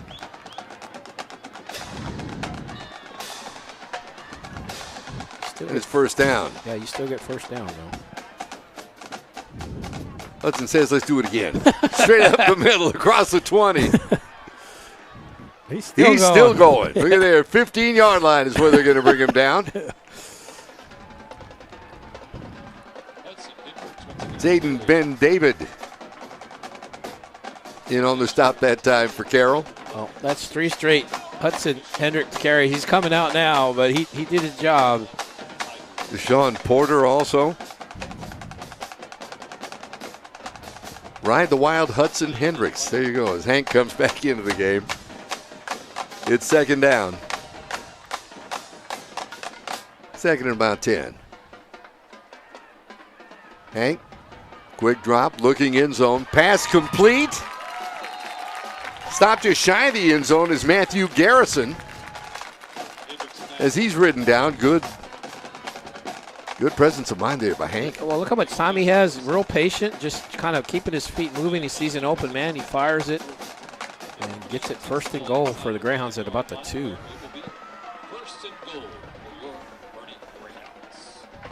13-yard completion. Very nice. And the coaching staff says, you know what, let's bring in number 22 again. Well, why not let him get one? He should have had one that last time, so he can hand off, but he's in there to do one thing when he's lined up at quarterback. And he does it well. There's a snap. Here it comes. Hudson Hendricks end zone, touchdown Boerne. 6:28 remaining here in the third quarter. The Greyhounds on the scoreboard once again. So teams are looking at this film, thinking, okay, he's the Wildcat guy. Well, maybe you're the Greyhounds. You add in a play where he runs up to the line and does a little jump pass or something. Jimenez on to try the extra point. Kick is up, and with 6:28 remaining here in the third quarter, our scores: the Boerne Greyhounds 32, the Carroll Tigers 7. Back with more in a moment here on the Greyhound Sports Network. Thank you to all of our incredible donors for making Boerne Education Foundation's Giving Day a huge success. Because of your generosity, we raised over $20,000 in just 24 hours. These funds will benefit every student, every teacher, and every school in Boerne ISD. Learn more about BEF by visiting boerneisd.net/BEF.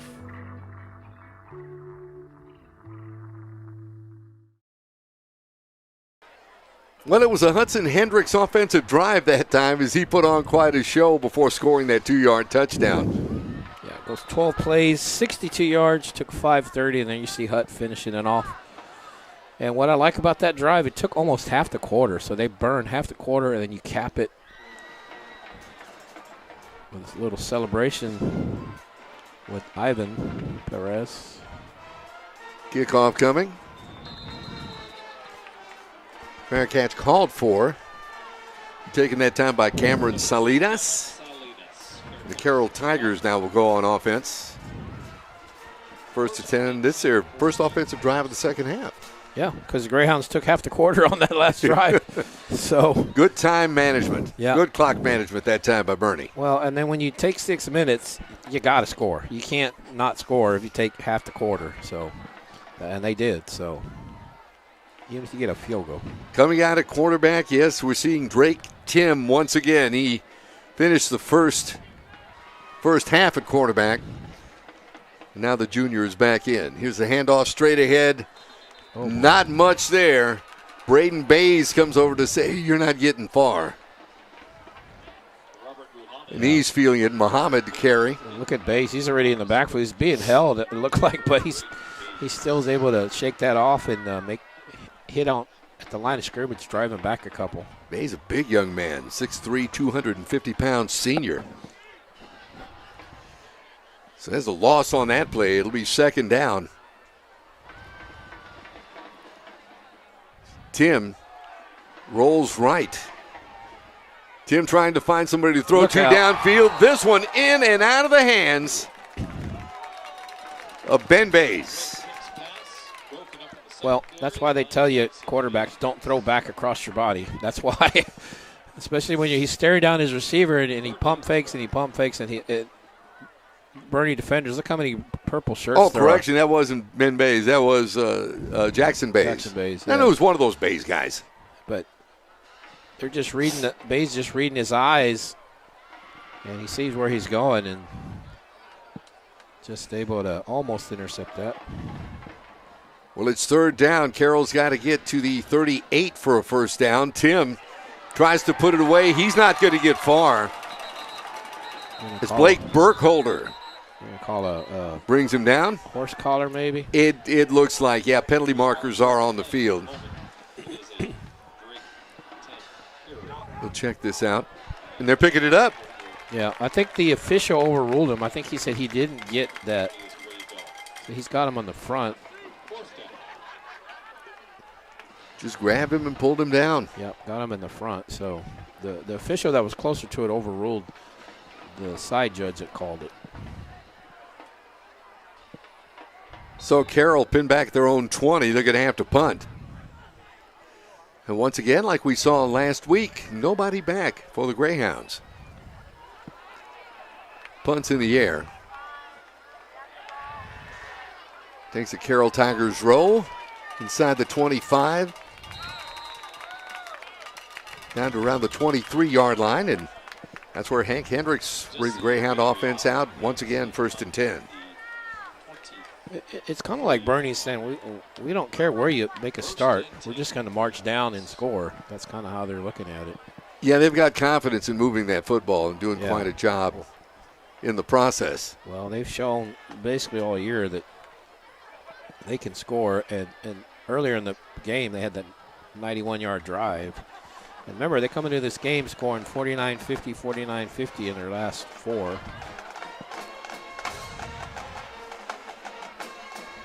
So 2 receivers to the top of your screen. Lone receiver there on the bottom on this 1st and 10 for Hank Hendricks, the Greyhound offense. Here's a handoff. Bowling his way across the 30 to the 32-yard line is Jeffrey Morrison. And that was a good job by Hank. But watch the snap. It's a little off, see? But he's able to snag it and then hand off really quick, and the play doesn't lose any kind of momentum. And, boy, there he is just taking hits there. Absolutely, that initial hit that time, Gage Ramos. Well, they slow him down. 2nd and short. Quick out, this pass complete to Traylor. She'll take the ball around the 35-yard line. That'll move the chains and give the Boerne Greyhounds a first down. Well, and Traylor, that last name should sound familiar to any UTSA football fans. It's absolutely the nephew of the head coach of the Roadrunners.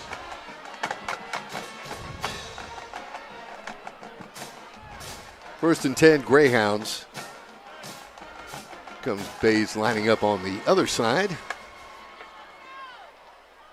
Mainly to block for Morrison. Across the 45, across midfield into Carroll territory at their 45-yard line before Isaiah Chavez comes over to make the stop. And getting big chunk yardage. They bring Logan Schramm, big 65, looking for him headhunting, trying to find somebody to hit. Hard hit at the end, but holds on and first down, move the chains. Logan Schramm, 6'5", 317-pound senior. Yeah, and I don't know if that's before or after lunch. 1st and 10. Greyhounds on the Carroll 45. Quick out, pass complete across the 40. It's Eli Serp holding that one in. His first catch of the evening. And good job by Hendricks again. Snap was a little off, but he picks that up, makes a nice catch on it, and gets the throw off really quick. Get about 6 on that one. Yeah, they mark it at the 39-yard line. Be 2nd and 4 for the Greyhounds.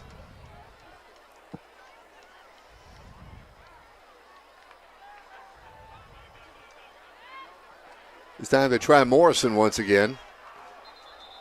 Nope, well read by the Carroll defense. Yeah, Morrison's going to lose that time. He's back defensively. That was Caden Garcia. That'll bring up a 3rd down. See where they mark this. Going to mark it at the... Lost a couple. Yeah, the 41-yard line. So, yeah, they've got to get to the 35, 3rd and 6. Watch Garcia just hit him, and he just kind of rides him to the sideline, doesn't let him turn up at all.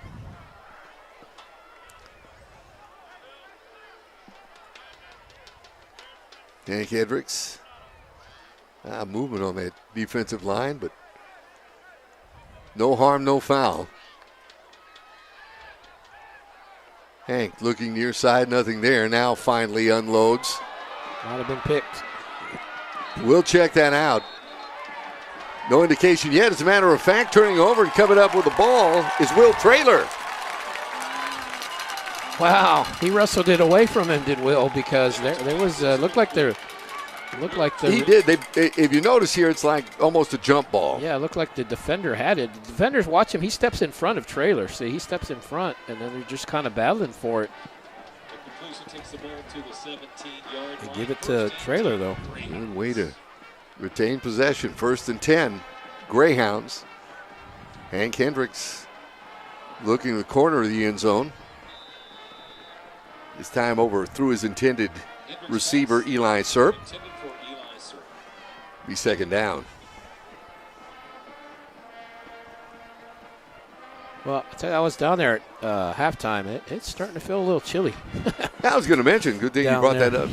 59 degrees. Can you imagine actually playing football in football weather? But I guarantee you, those guys that are playing, they're not feeling it. They don't feel it. No, they're absolutely sweating. not. It feels great out there when you're playing. 2nd down, the handoff, Morrison. Coming near side across the 10. Morrison into the end zone for another Greyhound touchdown. There might be another flag. I'm looking on the field. I see nothing. Is there a flag? It is, and it's holding Boerne. Well, they've called that quite a bit tonight on the Greyhounds. They've been able to overcome it, but wow, that negates a nice run by the junior running back. Well, that's 2 touchdowns that have been taken off the board on holding calls. Although the Greyhounds have been able to persevere, at least in that first instance, and get it back in.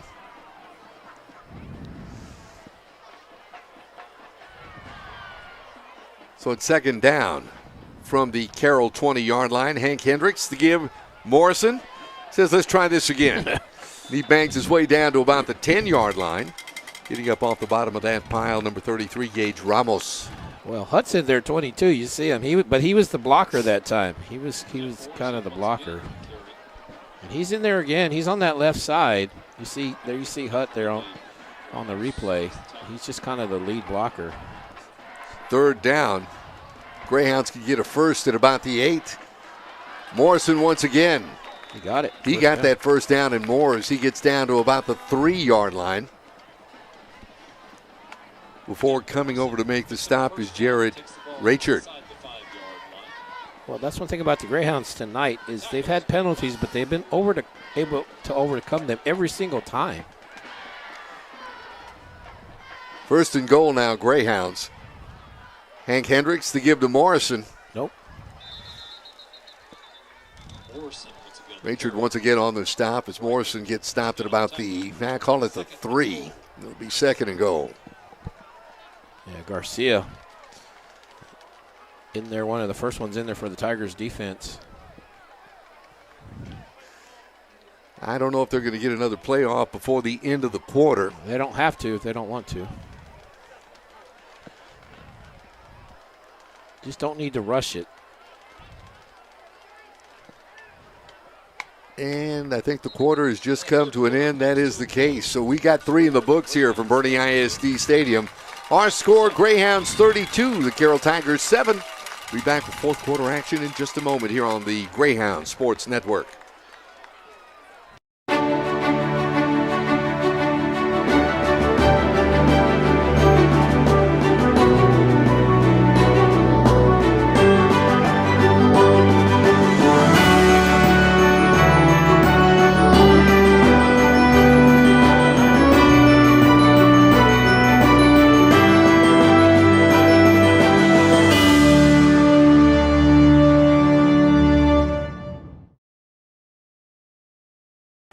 Well, as we approach this season of gratitude, we invite you to join GVTC and the GVTC Foundation in making a meaningful difference through our Thanksgiving Give Back project. Each year, we partner with local food pantries and organizations to provide free, complete Thanksgiving meals to families in need. And thanks to the efforts of our employees, their families, and community members like you, we deliver these meals, bringing comfort and joy to over 3,000 families in the area.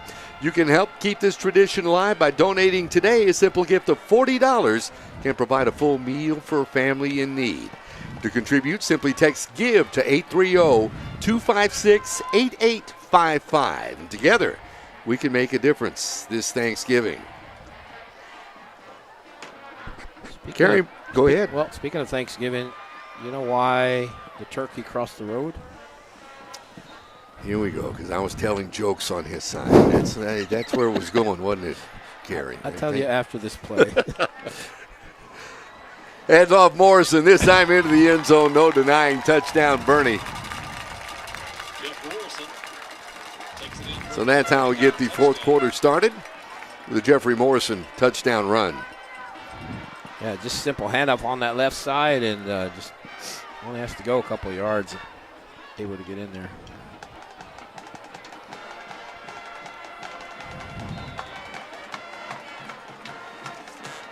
Well, good time control by the Greyhounds. Extra point out of the Hudson-Hendricks hold. It's good. 11:54 remaining in the ball game this evening. Our score, Greyhounds 39, Carroll 7. We'll be back with more in a moment here on the Greyhound Sports Network. I think every time our first responders have to respond to one of these false threats, it takes them away from protecting the community. Every fire truck that's dispatched, every police officer that's sent, every ambulance that's sent over, they are no longer servicing this community. So please give us the opportunity to provide a solution, to solve these problems, and be part of the solution, not part of the problem. Well, the Greyhounds invite Jeffrey Morrison into the scoring party on that touchdown run to put the Greyhounds up 39-7. And interesting fact that you brought up was how much time they've taken off the clock in their offensive runs here lately. Yeah, in the third quarter, that was only their second possession of the game. They've taken out of the game of the half. They took, in that first drive where they scored on the Hendricks carry, they took 5:30 off the clock. This drive, they took 5:06 off the clock. So they've taken almost 11 minutes. That's a whole quarter, basically, just on two drives. And Carroll just went 3 and out and a punt. And that's all we've had in the second half. Here's the kickoff. Handled by one of the up men, that being Cameron Salinas. And the Carroll Tigers go back on offense. 1st and 10. So that was 11 plays, 72 yards, took 5:06. Good clock management. That's off to that Greyhound offense. So why did the turkey cross the road? I'm glad you brought that up. I'm waiting to hear the answer to this. Why did the turkey cross the road? I thought you'd figure it out by now. To prove he wasn't a chicken. 1st and 10.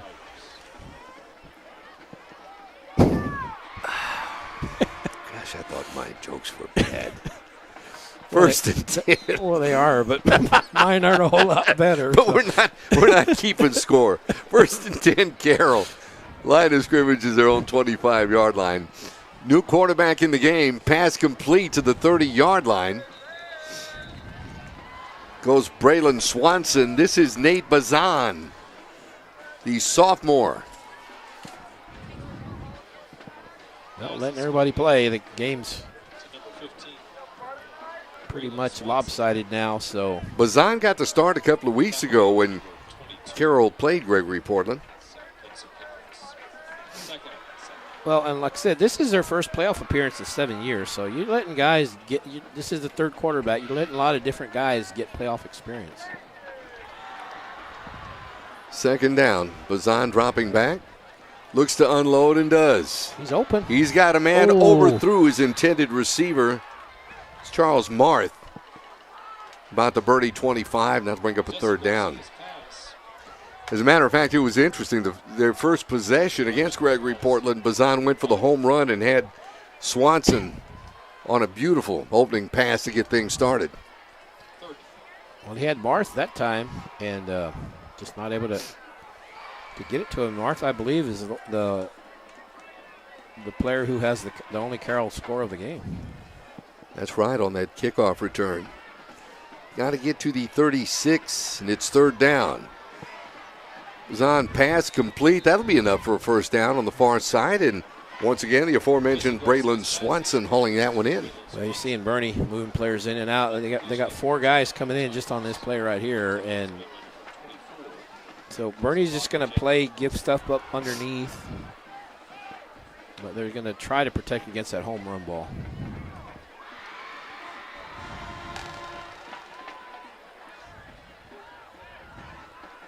So the line of scrimmage is the 38.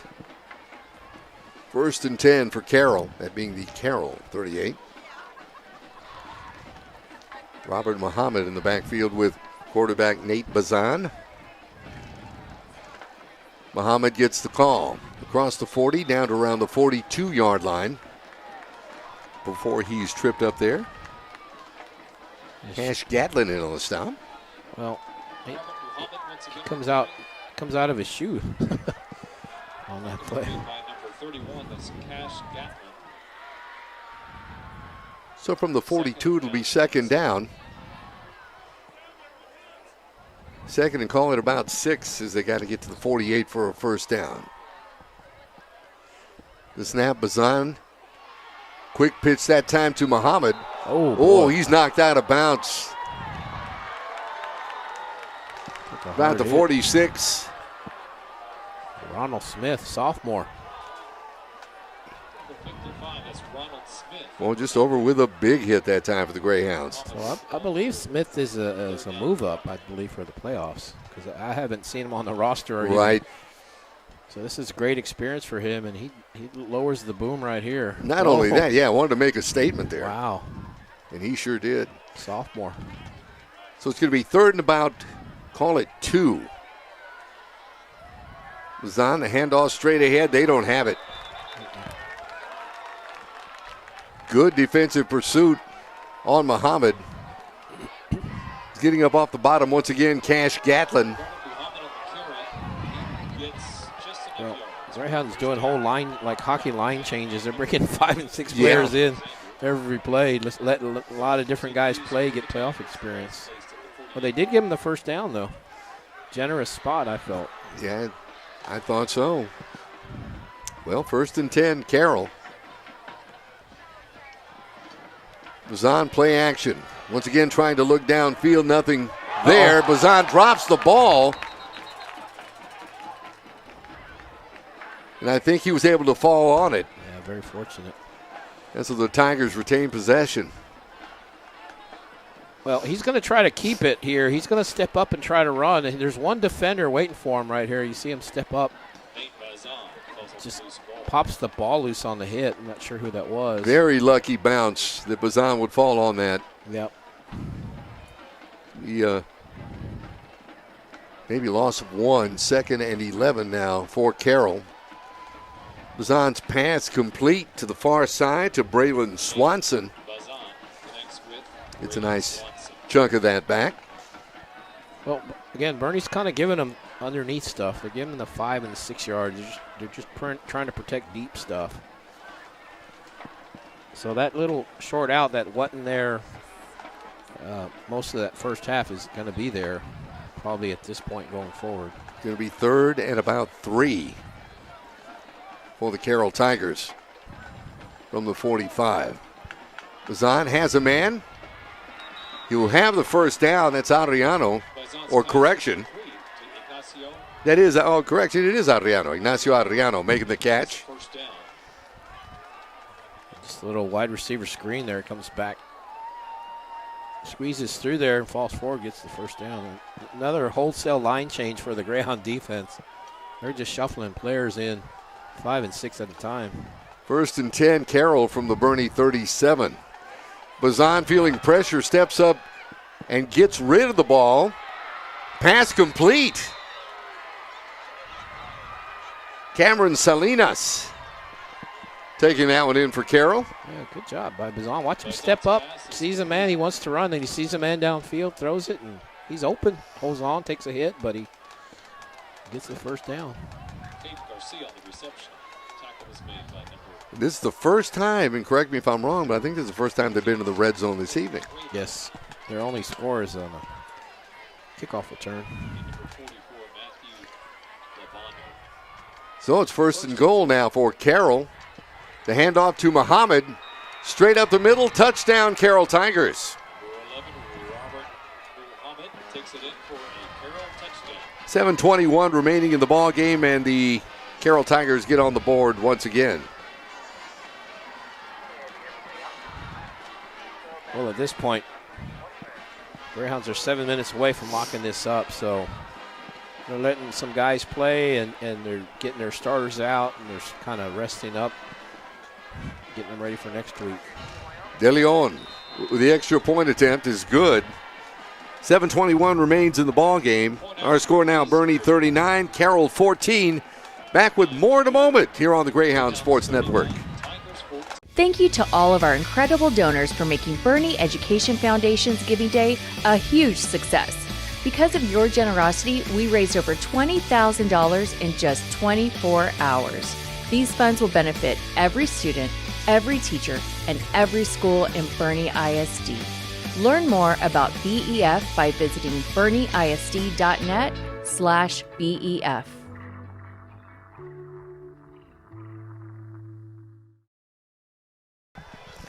Well, Kerry, the Carroll Tigers finally able to get that offense generating a little bit under sophomore quarterback Nate Bazan. Yeah, that was good. Talked about time possession drive. It took them 4 minutes and 33 seconds. Now the Greyhounds, I think at this point, are kind of willing to give up, but they're going to make them earn it. They're going to have to burn a lot of clock to score. So, and again, Greyhounds getting a lot of players in right now. 11 plays, 74 yards, took 433. First offensive touchdown of the night for the Tigers. That's right. After their third quarterback, haven't seen Nick Cantu return to the ball game.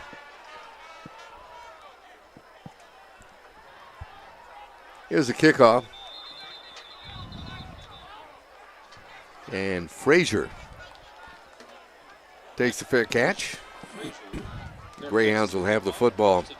At this point, we see Hank Hendricks in the huddle. I was wondering if we would see him for the duration, but it looks like he's in the huddle. And it looks like Jackson Bays is coming in. Yep, Jackson Bays. Maybe he was just there to give a little instruction. Jackson Bays, you mentioning? Having success at the quarterback position in the past for the Boerne Greyhounds. Looked good last week. And he got him to the state championship game in 2022, so he knows a little bit about quarterbacking. 1st and 10. Bays the handoff. Not only do we see Bays, but for the first time in the backfield this evening, we see Ivan Perez, who gets the ball out across the 30. Down to around the 31-yard line. Nice pickup for the 5'11", 185-pound senior. Yep. Haven't seen much of Adam Hicks in this second half. Probably not going to at this point either. Yeah, he had quite a night in the backfield, as did Jeffrey Morrison running the football. 2nd down, about 5 for the Greyhounds. Bays, the handoff straight ahead, couple of tough yards. That is trying to move that pile. It's up off the bottom once again. Logan Webb in on the stop. Well, for now, for the Greyhounds, it's just about burning clock here, just kind of taking their time. Also to Sean Porter. Right, that's the main objective right now, is just to eat that clock, secure the W. Kind of take that play clock down a little bit and shorten this game. It's 3rd down for Boerne. They've got to get to the 35. Bays decides to call his own number. There's the first down. And a little bit more as Deshaun Porter makes the stop on the Greyhound quarterback, but that'll move the chains, and it'll be a first down for Boerne. Yep, it's going to be an opportunity.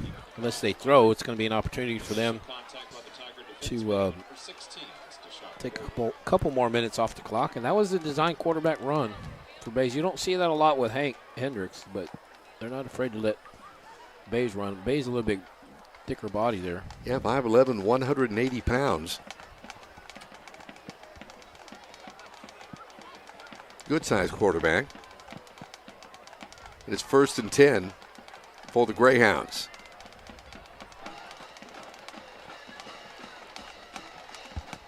Bays, the handoff. Now coming near side is Pettis. He's got a nice hole across midfield. The 45 down to the Carroll 40.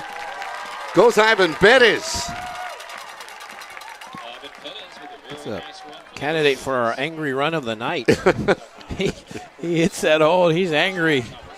He's knocking players down. Look at him. Breaking tackles. Yeah, stiff arming, and he gets up ready to go. Finally, Isaiah Chavez brought him down to the Carroll 40. But keeping it on the ground, that clock continues to run. New set of downs now for Boerne. 1st and 10.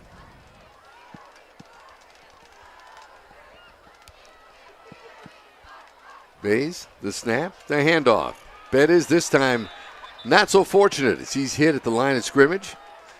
Maybe back to the line of scrimmage. We'll see where they mark this as Jonathan Hall makes the stop. Yeah, Hall hits him right away.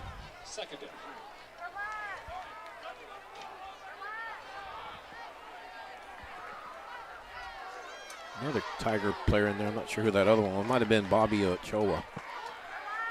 Might have been, yeah, making the initial hit before Hall comes over and made the stop. Trying to get signals from the sideline, yeah. Neil Hogan, one of the coaches there, standing there, calling in plays. It's 2nd down, Greyhounds. Bays, the handoff to Pettis, just keeping it on the ground.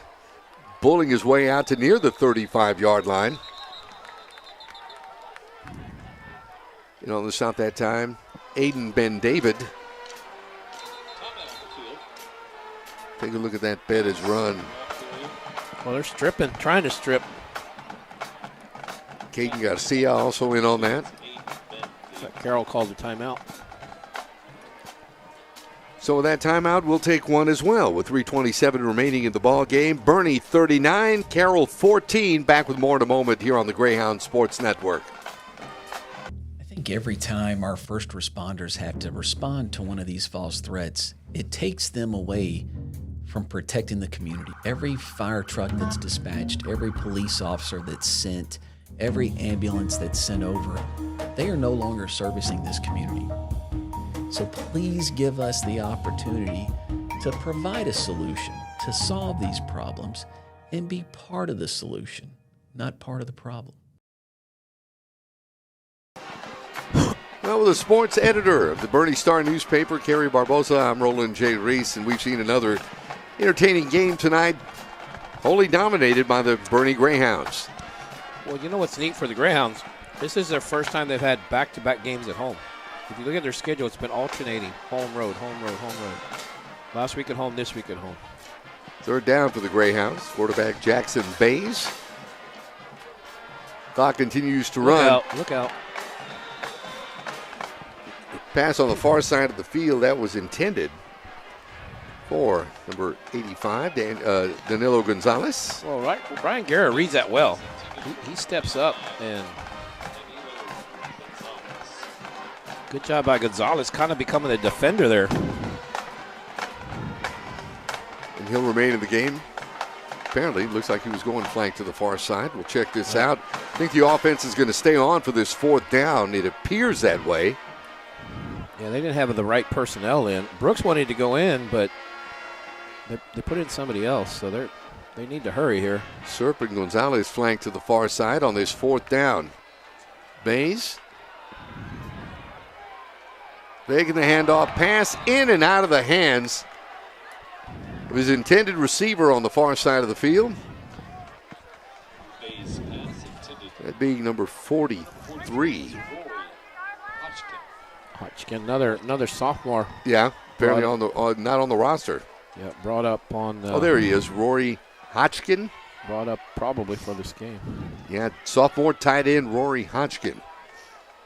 Yeah, and if you look at the roster, the playoff roster, a lot of sophomores on there. They don't normally have this many, but I think because this is a chance, to get some of these guys some playoff experience.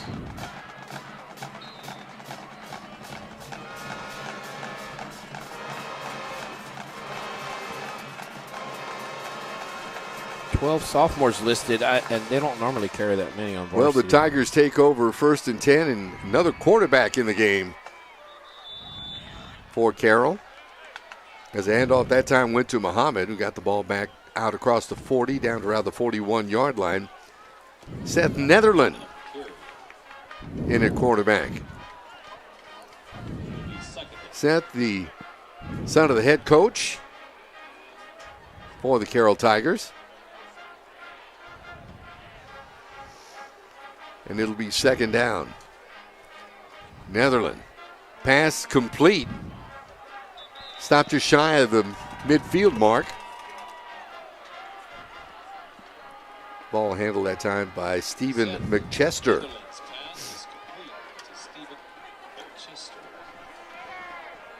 Nice job wrapping him up by Bobby Jet Wilkinson. And that'll move the chains and give the Carroll Tigers a 1st down. Pair of receivers either side. Look out. Drop back, looking for it all. But underthrew his intended receiver, McChester, on the far side of the field at about the 20-yard line. That'll bring up a 2nd down. Watch Opelski come in, just kind of deliver a pretty good shot there. Drew Coronado back on coverage for the Greyhounds. 2nd and 10 for quarterback Seth Netherland and the Carroll Tigers offense.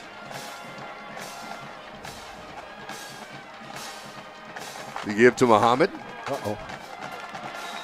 He'll be stood up. Thrown for a loss. It's Ryan Opielski coming over along with number 55. That Ronald Smith, sophomore linebacker. Another call up. 3rd down. Looks like 3rd and 12 after that 2-yard loss. Netherlands got a pair of receivers either side. Netherlands dropping back. Threw short of his intended receiver, Jesse Villarreal. That'll bring up a 4th down for Carroll. A little bit of pressure there.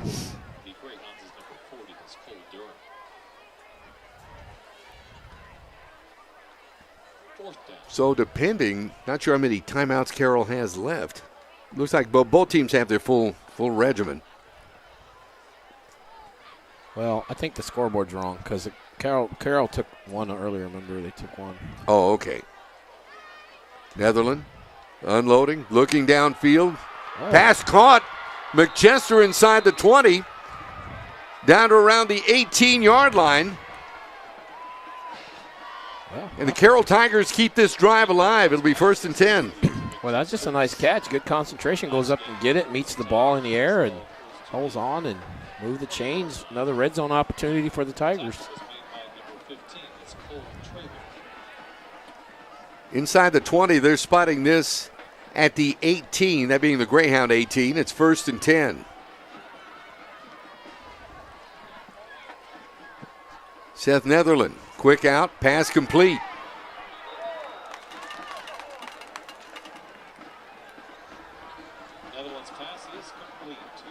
Carroll's scored to close out the 2024 season. Jacob Martinez coming up with that reception for the Tigers. Pickup of about, well, I'll call it from the 18 to the 12, about 6. It'll be 2nd and 4. Two receivers either side. Once again, Netherland looking end zone this time. Looking at McChester all the way. He was covered by Bobby Jed Wilkinson. Pass incomplete, overthrown. It'll be third down. Well, the Tigers do score. It's not going to change the outcome, but they'd really like to end their first playoff game in 7 years with a touchdown. If they could.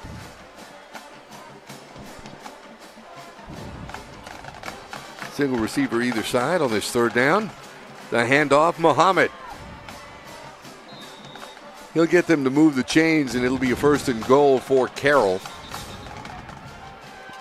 So going to spot the ball at the 6. Yeah, as you see Boerne players just running in and out. Yeah, and a timeout on the field. I guess it's all academic at this point with 42 seconds left.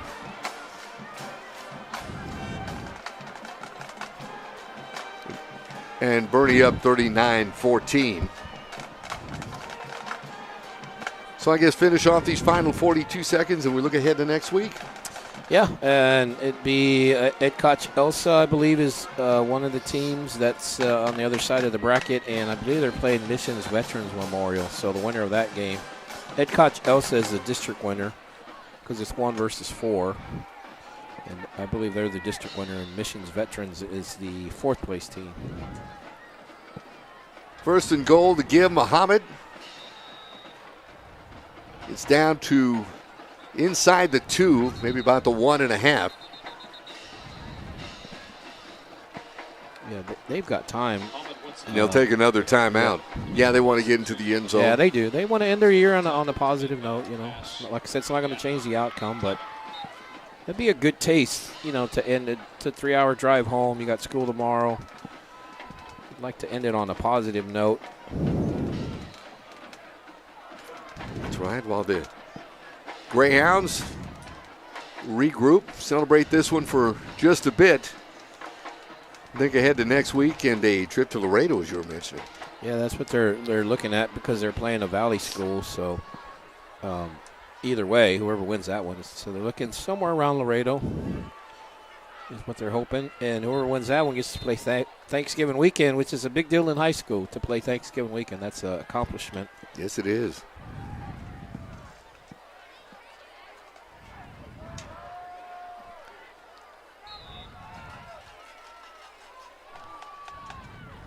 Here's the handoff straight ahead into the end zone.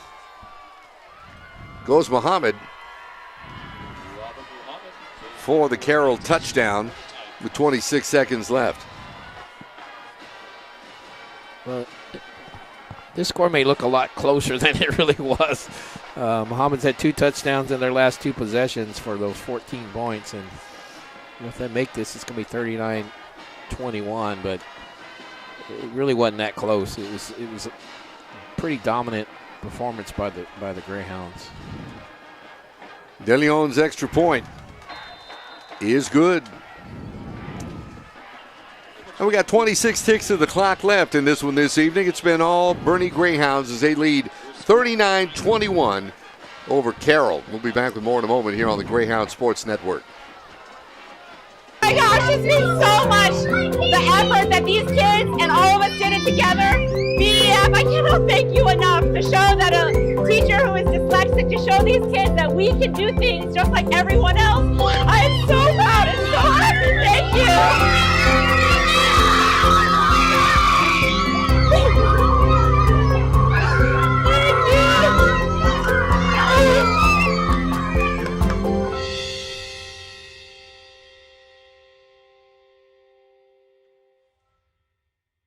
Well, the second rushing touchdown in as many minutes for running back Robert Muhammad.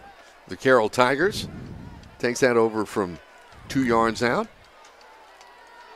Kind of make the score a little cosmetically more pleasing at 39-21 with 26 seconds remaining in the ball game this evening.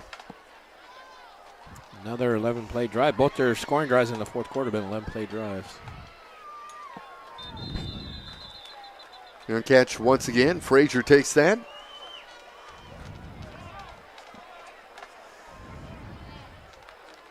And it'll be 1st and 10 for Jackson Bays and the Greyhound offense. This one will be spotted at the 25. Either just going to take a knee or just hand it off. And you're on to next round, second round. That's right. We've seen another dominant performance by the Greyhounds. Certainly have seen what they can do, what they're capable of, not just this evening and not just last week as we did against Tybee, but all season long. Well, the second round is where they got beat last year, because in 2022 they made it to the state finals, but last year they got knocked out in the second round, so they're trying to make amends for that. Another hill to climb, and there's Bays with the snap. Clock continues to run. High fives, signs of good sportsmanship between Boerne and Carroll. And our final this evening is going to be the Boerne Greyhounds 39 and the Carroll Tigers 21. I guess we'll find out perhaps tomorrow who their opponent in the next round will be. Yeah, I believe they're playing tomorrow, so. But good win for the Greyhounds. It just felt like the score could have been a whole, especially the way that Boerne was grinding things out in that second half. It felt like it could have been a lot worse if they had kept the starters in. But they're letting guys, sophomores, get some playoff experience and, resting starters for next week. And, got a second round playoff game. So. And that's good because, hopefully something unforeseen won't occur. But in the event that that should happen, have some players with some experience, getting a little experience in postseason play. It won't be bigger than them in the next game they have to step into. But we'll be looking forward to finding out who the Greyhounds' opponent will be. And as a matter of fact, I know you can read all about that. Kerry Barbosa will tell you about that in the Boerne Star newspaper, so check that out. Once again, our final 39-21. The Boerne Greyhounds move on in playoffs 2024. And for all of us here from Wake Productions and the Greyhound Network, my broadcast partner, Kerry Barbosa, I'm Roland J. Reese. Look forward to seeing you next time, and so long, everybody.